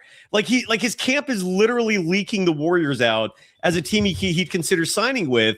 And yes, so under this hypothetical scenario, and side note, whoever in the chat, I lost the handle. Someone in the chat said, you heard it here first. The Warriors are going to win the play-in. That would be the miracle that I think is plausible. Yes, the Warriors could, in theory, with Stephen Curry back, win 2 play-in games. But then you're going to have OKC as your first round opponent. Good luck with that. That's not that. For the people out there who actually care about Stephen Curry's legacy and the fact that he's never been swept in a postseason series, check that one off the list for his legacy being tarnished even more. That would be a sweep. Like, I would not count on the Warriors winning a single game in against OKC. OKC is easily sweeping the Warriors. I don't want to see that. Okay, forgive me. I don't want to see that. Like, I have zero interest in seeing the Warriors just getting blown out and embarrassed by an OKC team. If that means like a rebuild after that, fine. But anyways. No, I mean, so yeah, just to my point, or just to my take about what you just said. So there's a yes and a no. Yes, I as it comes to this point, I would want Bron coming to the Warriors with Curry and Jimmy and them to team up for like maybe like one final run, and then also that one draft pick you're talking about. But then no, on the other hand, because I don't want Kerr anywhere near that young up and rising kid at the same time. If he's still there, I know, because but... no, your idea is correct. That you want to get at least Curry, well, even Bron at this matter too, to get like one final chance to go for a ring at least before retirement for either one of those guys. But at the same time, if you get a young up and coming draft pick, you don't want Kerr being the one to throw him the ropes. I know. Like, and again, this is why I'm presenting this as like a compromise. Not to mention, if it would only be in theory for 1 year. And the player's going to be so young that they likely ride the pine for most of that season anyways. And that's okay, man. Sit back, learn from Steph, learn from LeBron, learn from Jimmy Butler, learn from Draymond Green. Just learn from these guys. Sit back and watch for a season. You know, what you're going to get minutes because these guys can't play back-to-backs. They're old as dirt. They're going to get hurt for parts of the season. Jimmy Butler won't even come back until probably January or February. So you're still going to get opportunities, but you're right. That is a concern. Like, I don't want Steve Kerr anywhere near my youngsters. Yeah. Like, keep him away, man. Like, there needs to be a nice, solid wall separating Steve Kerr and any prospect that will ever come to the Warriors again. I know that's I'm asking for too much, but no. But yeah, so like because if you bring Curry, if you bring Bron with Curry and stuff, like they can in some way be kind of like a mentor or like some sort of like coach towards that youngin once he comes into that draft pick, and then you can just ignore the actual head coach because obviously he don't do jack if he comes back next season. That's why. But it's that idea to like where we at now in the season and compared to like for future promises and like hopeful for like a better, like team moving forward for the Warriors. I actually do agree with that idea because look. KD came to the Warriors, in 2016 and some in the offseason? Look what happened. But then at the same time, Kerr got a lot of credit for that, knowing that, I got KD on my team and we could be anybody. And I'm like, dude, if it wasn't for KD joining, then we don't even know what would have happened in those years. Like maybe they'll still be a high playoff team, but I don't know if they would have really won like that. You know what I mean? Like, so that's what I'm saying. Like, we don't know for sure like what exactly would happen because it's all under the kingpin of Kerr, right? We can't once he's removed out of the picture, off with his head. Get rid of that guy. Once he's gone, you get a legit young or like prime head coach that knows what he's talking about, knows what he's doing, and then you can bring in Bron. You get that high draft pick. You get an actual roster that's actually built around these guys for a foreseeable future. Then that's when we start to eat. And I'm waiting for that, Cyrus, because I know you've been waiting for it. I've been waiting for it. OG Oracle fans, stand up all day, baby. Let's go. I'm still riveted. I'm still riveted with the Bluto versus Brutus debate. I love this line on the Wikipedia page. Bluto's strength is portrayed inconsistently in Popeye. In some episodes, he is weaker than Popeye and resorts to underhanded trickery to accomplish his goals. At other times, Popeye stands no chance against Bluto in a fight until he eats his spinach. In yet other cartoons, the two characters are closely matched, with Bluto eventually gaining the upper hand before Popeye eats his spinach and defeats Bluto. All kidding aside, Bluto versus Brutus, the reason why there's two names, I was so curious, I had to just figure out what was going on here. In 1957, Bluto's name was changed to Brutus because at the time, Paramount Pictures thought Bluto was owned by someone else due to copyright. When they realized that was not the case, they switched the name back to Bluto in 1978. So whoever thinks Brutus, you're right. Whoever thinks Bluto, you're right. And Bloomer, any final thoughts? Final thoughts. I just have final two takes. My first final thought is that, after everything that I've seen and witnessed so far from these Warriors, you just got to take it from a grain of salt. You just got to go day by day. I've been saying that every time I joined the online, either when I was a doomer or a bloomer. You have to just take it by a grain of salt every single day. You win a lot of unexpected games that you should have lost, and you lose a lot of games that you should have won too. You have a head coach that doesn't know how to do anything and likes to go back in the past and think everything's all happy-go-lucky, and then you want to have a head coach that doesn't do that.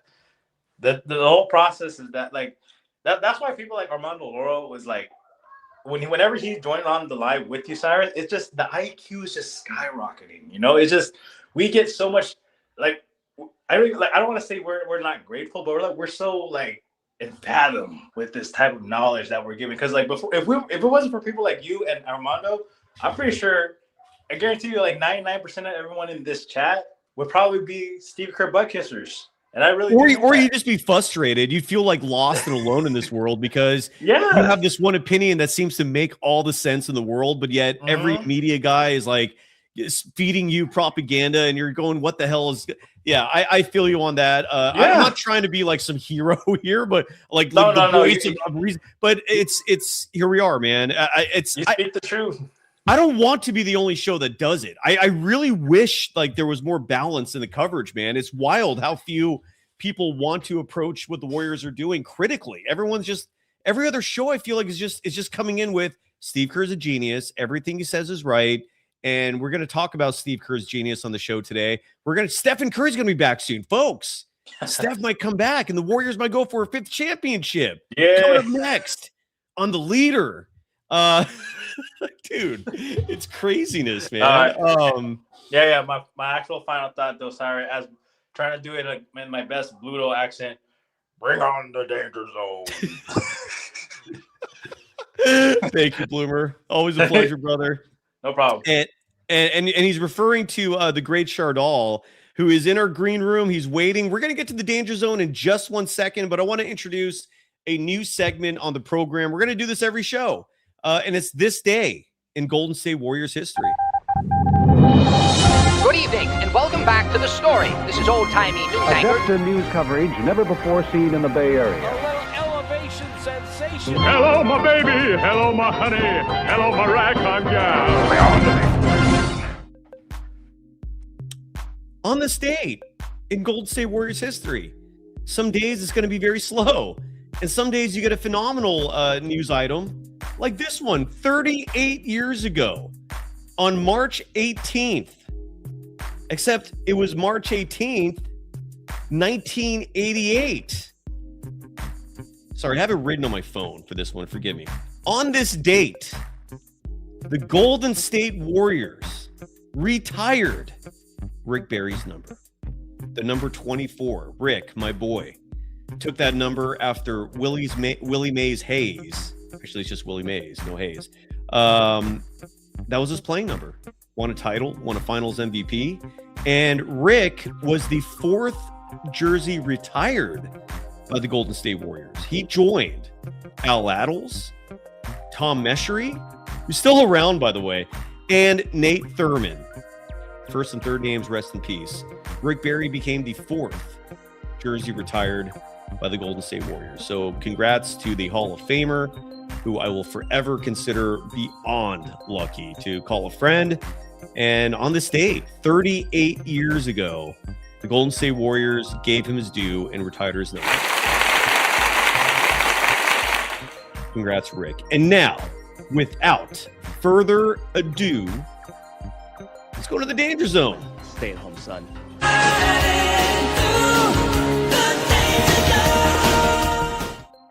Oh, yeah. And that means Shardul Gupta joins us. You should, I advise strongly that you subscribe to his YouTube channel, SGA Sports Talk. Shardul, how are you tonight? Hi, Cy.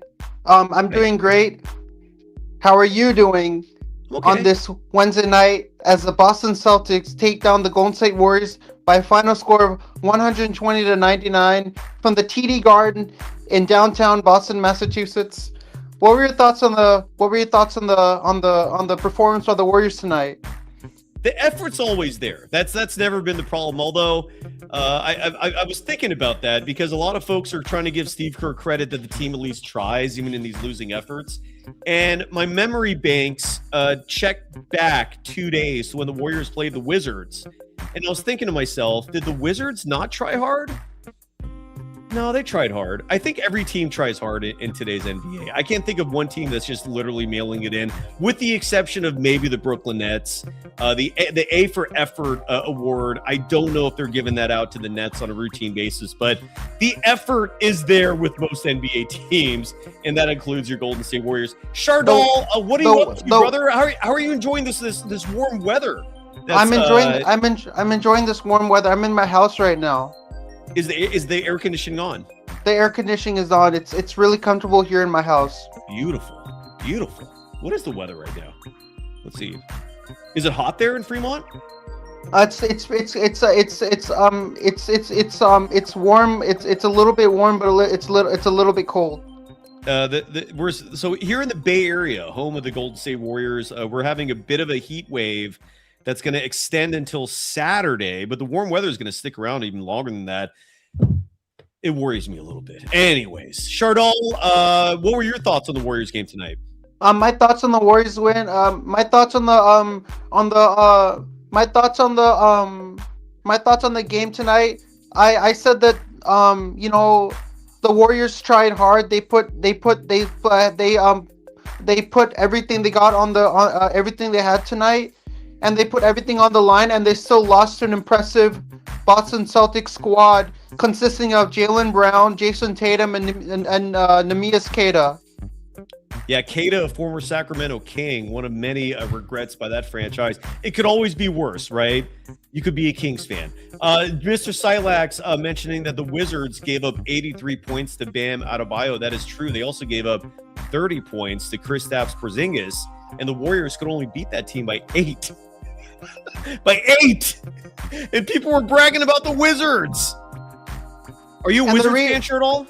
I'm not a Wizards fan. I don't like the Wizards. They're the worst. They're the worst franchise ever. They used to be the title bestowed on the Golden State Warriors before Stephen Curry showed up. The Warriors were the Wizards once upon a time. We don't want to go back to that level. Please. So Jaylen Brown and Jason Tatum, they balled out tonight for the Boston Celtics. Yes, they did. Combined for 56 points together. Beautiful. Those are one of the They combined for 56 points. Jason Tatum and Jaylen Brown. I said beautiful, and then I realized, wait, that's against the Warriors, so I should not be celebrating that. Shardul, someone in the chat said that Brandin Podziemski is a fan of you. Your thoughts? I'm not a fan of Brandin Podziemski. No. That Podziemski likes you. I don't know what that means. Okay. You know how like you're a fan of Stephen Curry, right? I'm a fan of Stephen Curry. What Ace 900 is saying is that Brandin Podziemski is a fan of you. Ace, where are you pulling that comment from? That's a good question. Brandin Podziemski has never met me. If he's never met me, how does he know me? Maybe from the show. I mean, maybe from this show, maybe from your appearances on 95.7 The Game. By the way, who was the host tonight? The host was Mark Grandy. Was he nice to you? He was nice to me. Good. Evan, when I called into 95.7 The Game, they said Evan Giddings was going to be the host, so they lied to me. Who lied? They said Evan Giddings was going to be on the show today. But then it was Mark. What do you mean? Who's they? So Evan Giddings was supposed to be the host for Warriors Wrap Up on 95.7 Game. It was Mark Grandy. They lied to me. Who's they? Like the host? Some host? The host. No, the host. The host. He lied to me. He said that I thought that Evan Giddings was gonna be on Warriors Wrap Up today, but it was Mark Grandy. Which host? And by the way, Giuseppe is in our chat is accusing Ace of gaslighting Shardul. We need some evidence here, Ace. Follow that up. Do you know Brandin Podziemski personally? Look, it wouldn't surprise me, Shardul, if we did find out Podziemski is a fan of yours. It would surprise me even more if we found out he's listening to this show, considering how much criticism is levied onto him. But Giuseppe, good point. The only way I would know Brandin Podziemski on a personal level is if Warriors had a fan fest event. I don't think that's what he's saying. The players. That's not what he's saying. What he's basically saying, Shardul, is that Podziemski is either watching you on this show and or listening to you on 95.7 The Game, and Podziemski is a fan of yours. The reason why Brandin Podziemski is a fan of me, he probably tunes into 95.7 The Game, and he listens to me, and I'm on the radio, and that's how he knows about me. Maybe. He's probably a fan of me. He's a massive fanatic of me, probably. Ace, let's confirm that report, because everyone wants to know where you got that information from. Shardul, are you ready for the scoreboard check on this night? So, when I get off from the stream, I'm gonna spend time with my cat and play with my cat a little bit after I get off from the stream. But let's go over the scoreboard and let's wrap up the show for the night. And before we do that, a paid chat coming from Zero Keach. I've never seen zero spelled like that. I actually like it. It's the letter Z, the letter R, the letter O. Zero Keach. Dropping $1.99. Thank you for the free cup of coffee, saying that Brandin Podziemski is so bad. I like the extra "so" in there. So when I take dance lessons at the Arthur Murray Dance Studio, the one I go to in Fremont, the instructors have been telling me that I've been getting my dancing is improving. Like I'm getting really better. I'm getting good at it. They can clearly see the improvement. Like I've been putting a lot of hard work into it. This is your salsa dancing, correct? No, it's ballroom dance lessons. Weren't you doing salsa before? Did you switch up? No, salsa. So it's ballroom dance lessons, but salsa is one of the dances. It's a wide category, but salsa is one of the dances in that category of ballroom dancing. And this is the same dance lesson where you get to grind up on your instructor, right? So on May 15th, there's an extravaganza event, which is like Dancing with the Stars. Where I'm the only person on the floor and then there's nobody else there. So I really like that because I really like when people cheer me on. I really like the positive encouragement from the whole audience. By the way, Barbara in our chat real fast. Let's bring you on next time. It's getting too late. Otherwise, I'd post a link again. But Barbara, I do appreciate you, man. Despite sometimes having grossly opposite opinions, that does not make you in any way a bad person. All you do is make life more interesting. But Barbara, it's getting late, brother. I want to call it a night. I'll bring you on next time. I promise. We're at the 2-hour mark. It's late. Shardul, so your dance lesson, is this like a contest, or what are we talking about here? Like, are there scores for your dancing, or do you just dance and people clap at the end? Is there competition? So it's a competition. So there's a judge, and he's judging you based on how you dance, and he's writing. He has a little sheet, a paper. A notebook, and then he's writing as you're dancing. He's constantly writing how you're doing, and he's writing feedback for when you're performing, just so when you get your feedback later, you'll know how well you did with your feedback. Who do you dance with? So when I dance with at all events, I like to dance with all the female instructors. Of course. You wouldn't want to dance with a male instructor unless you're gay, and there's nothing wrong with that. But you're not a gay man; you're a straight man, so of course you want the female dancers. I like dancing with the female dancers. And sometimes it gets like very comfortably close, correct?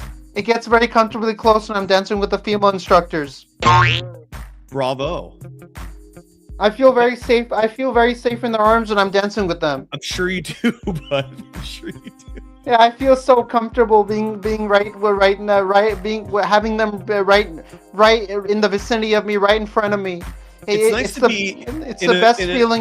best feeling in the world. I'm sure it's nice to be in a woman's warm embrace, and this is part of your dance experience. It's so beautiful to be in a woman's warm embrace. Are you ready to go through the scores? I'm ready to go over the scoreboard and wrap up the show for the night. Beautiful. Good luck. Good luck with the competition. We'll get an update from you. When is the competition? Next Tuesday? The competition is on May 15th. May 15th? May 15th. Well, that's a long ways away, dude. I'm surprised you're doing early hyping.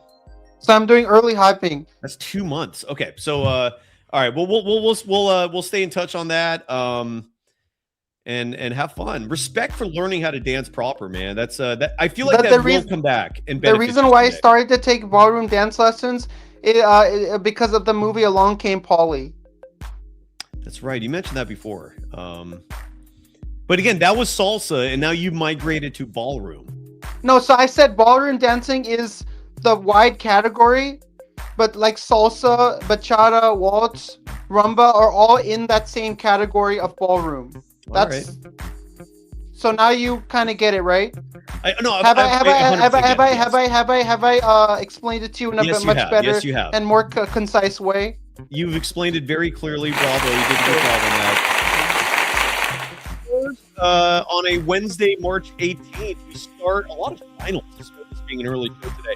A final in Brooklyn, where the Thunder just thumped the Brooklyn Nets today, 121-92, the final. I believe that, the Brooklyn Nets scoring just 11 first quarter points. The Brooklyn Nets scoring just 13 second quarter points. Shardul, the Brooklyn Nets in this game tonight against OKC put up 24 first half points. Your thoughts? That's an accomplishment right there. That's a big deal for a team to put up 24 points. OKC is one of the hottest teams in the NBA right now. An accomplishment in the bad sense. Yes. 24 first half points. That's like type of number you see in like a CYO basketball game. So AAU would laugh at 24 first half points. Yeah, sorry, Shardul. What's up? My phone is fully charged today, so I'm not distracted running everywhere and getting a charger. So that's what you're doing last time. I was wondering about that. Well, going back to this game again. I bloody fucking love you. I fucking love you. Every time I come on the show, you keep the show bloody fucking entertaining, and I hope you keep on doing it. Did you just say bloody effing entertaining? Is that what you said? I said bloody fucking entertaining. Well, that's some British slang right there. No one says bloody except the Brits. When did you start saying bloody? I ride on a Peloton bike in my garage, and I took an instructor who's British. And when I get on the bike, he says, "I bloody fucking love you. I truly bloody fucking love you. I truly do." I bloody want Kerr gone, damn it. It's bloody hell. Well, I bloody want Steve Kerr gone from the Warriors. The Thunder winning 121-92. Shai Gilgeous-Alexander, 20.6 assists, 3 steals in this exhibition game.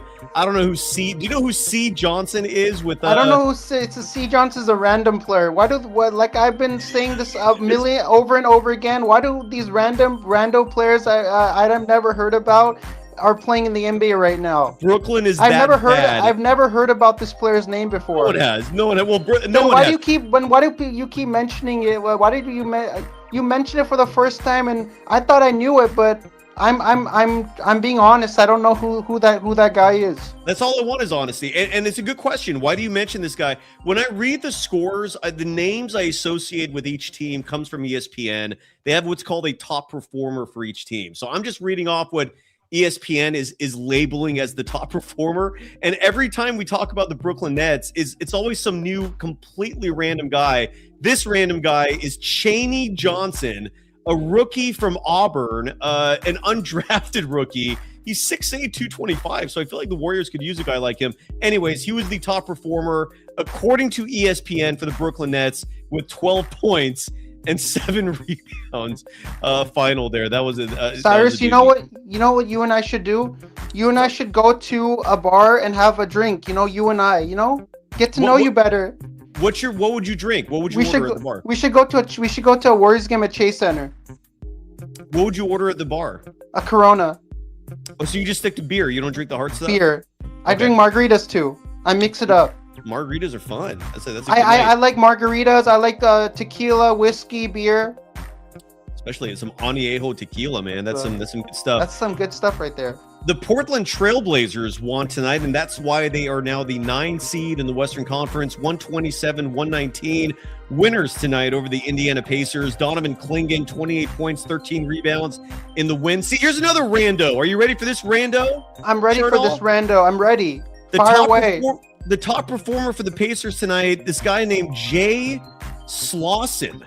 I don't know who this guy is. It's another Jalen. A lot of Jalens in the NBA these days. Jalen Slauson, a second-round pick in 2023. So a third-year, former second-round pick, 6'7", 215. That's another guy the Warriors could probably use. He had 17 points, 7 rebounds, 3 blocks in the loss. So Buster's birthday is on April 20th of this month. What should I do for my cat's birthday? What should I do? Get him a birthday hat, or what should I do for him?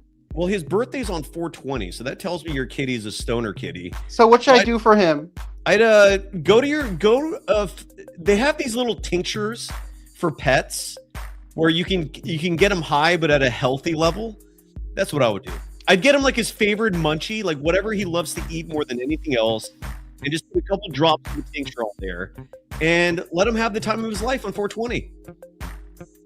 But my Buster is he's such a great boy, and he keeps me company, and I love him, and that's why we got a cat, because me and my mom, my parents, my mom and my dad, as a family, we were thinking about what pet to get, and we said we want a cat because we you know, other people are dog people. We're a cat family. No judgment. I hear you, man. The Pacers dropping to 15-55. Portland now 34-36. They are, I believe. Hold on, let me look at the standings again, because I believe they are now a half game above the Golden State Warriors. They are, yeah. The Portland Trailblazers are now 34-36. Golden State 33-36 in the 10th spot in the West. The Toronto Raptors 139-109 winners tonight over the Chicago Bulls. RJ Barrett 23 points in the win for Toronto, who improves to 39-29. The Bulls dropping to 28-41. Buzelis 19.7 rebounds in the loss for the Bulls. Again, RJ Barrett, I mentioned 23 points in the win.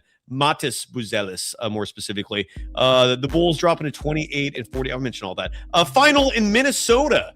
The Timberwolves missing Anthony Edwards. It did not matter, largely because they were playing the Utah Jazz. Minnesota 147-111 winners tonight over Utah at home.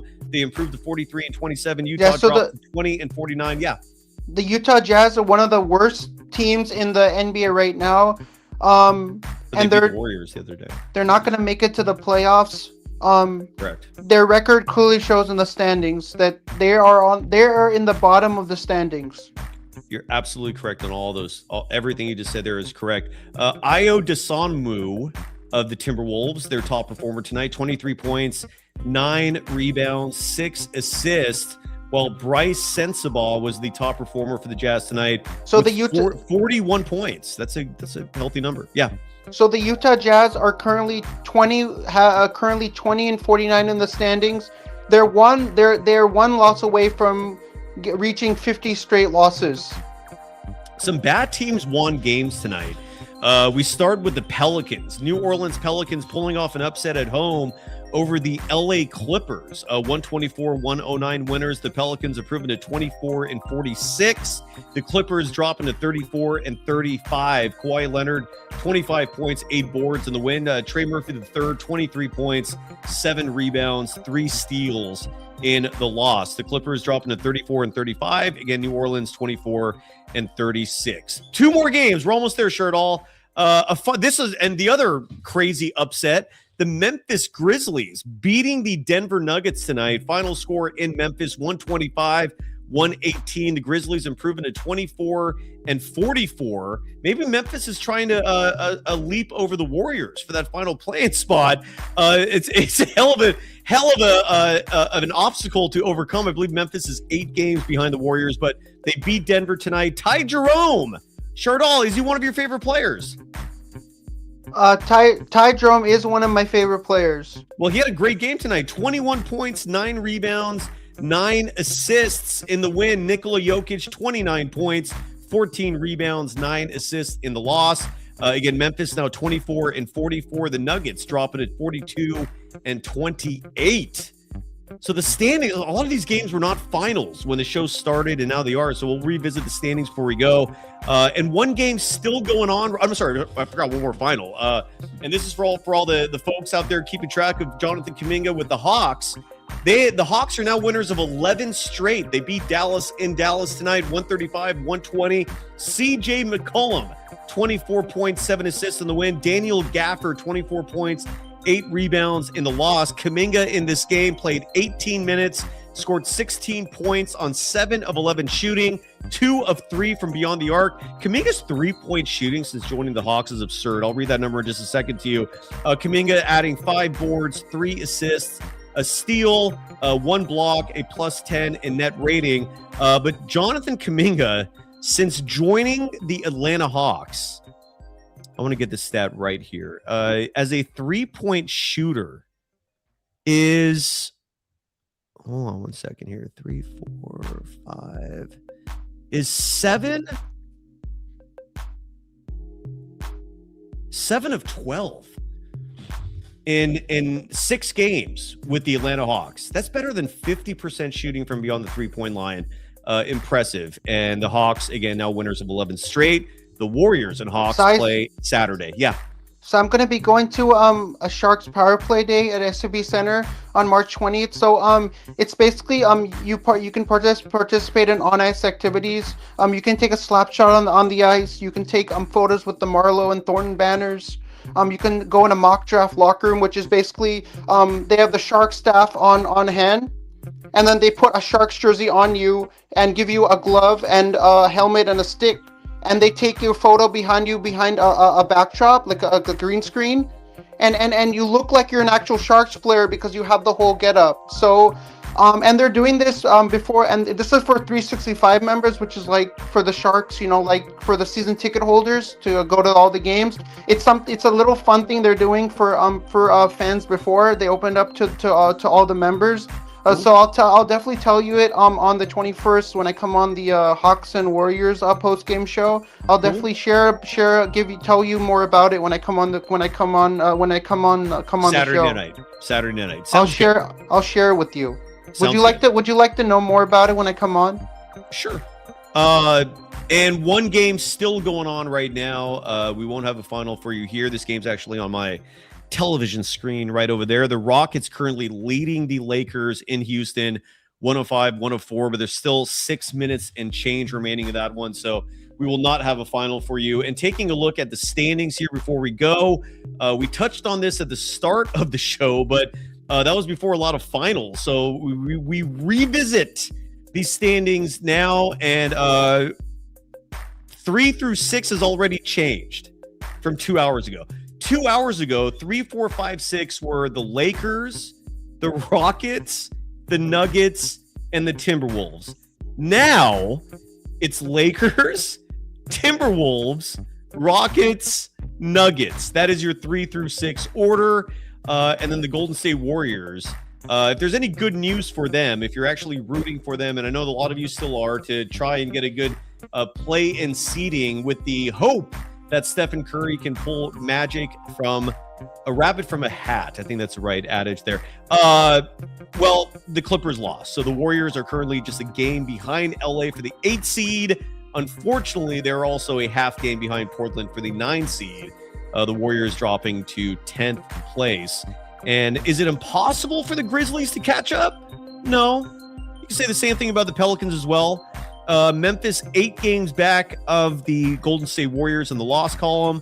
The Pelicans 10 games back of the Warriors in the loss column. So the Warriors have that 10th spot likely secured, but who the hell knows in a crazy NBA. And that is it. We're done. Shardul, any final thoughts? The San Francisco Giants are opening up the 2026 Major League Baseball season. It's just 7 days away. They're going up against the New York Yankees for a 3-game series. Aaron Judge versus Jung-Hoo Lee on the Giants. Giants are going to win all 3 games. I'm thinking about going to some of the games over at Oracle Park in San Francisco. But I'll shout out both of our channels. Make sure to subscribe to Golden Days in reference to the 1993 Matthew McConaughey movie Dazed and Confused. He's at 5,220 subscribers, 780 subs away from 6,000. I'm at 535, on the road to 600. So make sure to subscribe to both of our channels. We love all the love and support that we can get. But I'll definitely join you on Friday night happy hour with the Professor Armando Laura, and I'm gonna join you on Saturday for Golden State Warriors and Detroit Pistons postgame show, right here on Golden Days. It was great that you made me the closer. I'll see you on Friday for Friday night happy hour, and I'll see you on Saturday for the Warriors and Pistons postgame show. I'll see you for both of those shows. Beautiful. Shardul, have a great night, man. We'll see you Friday at the latest. I'll see you on Friday at the latest. I hope you have a great rest of your night. You too. The great Shardul Gupta. And before we go, I want to mention we are going to be live tomorrow at 5 p.m. Pacific time. Believe in Hawks host Bryce Lewis will join the show. It was his idea, and I totally went along with it. He thought it would be good to have a preview episode before the Warriors visit the Hawks on Saturday. So we'll do a preview show. I'm curious to know how he's feeling about the Jonathan Kuminga experiment in Atlanta, and we'll share with him how the Porzingis experiment has been going here in Golden State since the trade last month. Thank you, everybody. We'll see you tomorrow, Friday night. The Professor Armando Laura joins me for happy hour, as Shardul just mentioned a moment ago. Immediately following the Warriors and the Pistons, I want to check FanDuel real fast just to see if those odds have been updated so that maybe there is a spread for the Warriors and the Pistons Friday. And if not, I totally get it. Is there a line? There is not. Okay, so again, I'm going to guess the Pistons will be a considerable favorite for that one, but who the hell knows? Thanks, everybody. As always, appreciate each and every one of you. Even the haters, you do make life interesting. You're exhausting, but you keep things spicy. And are we done? We're done. Bye-bye.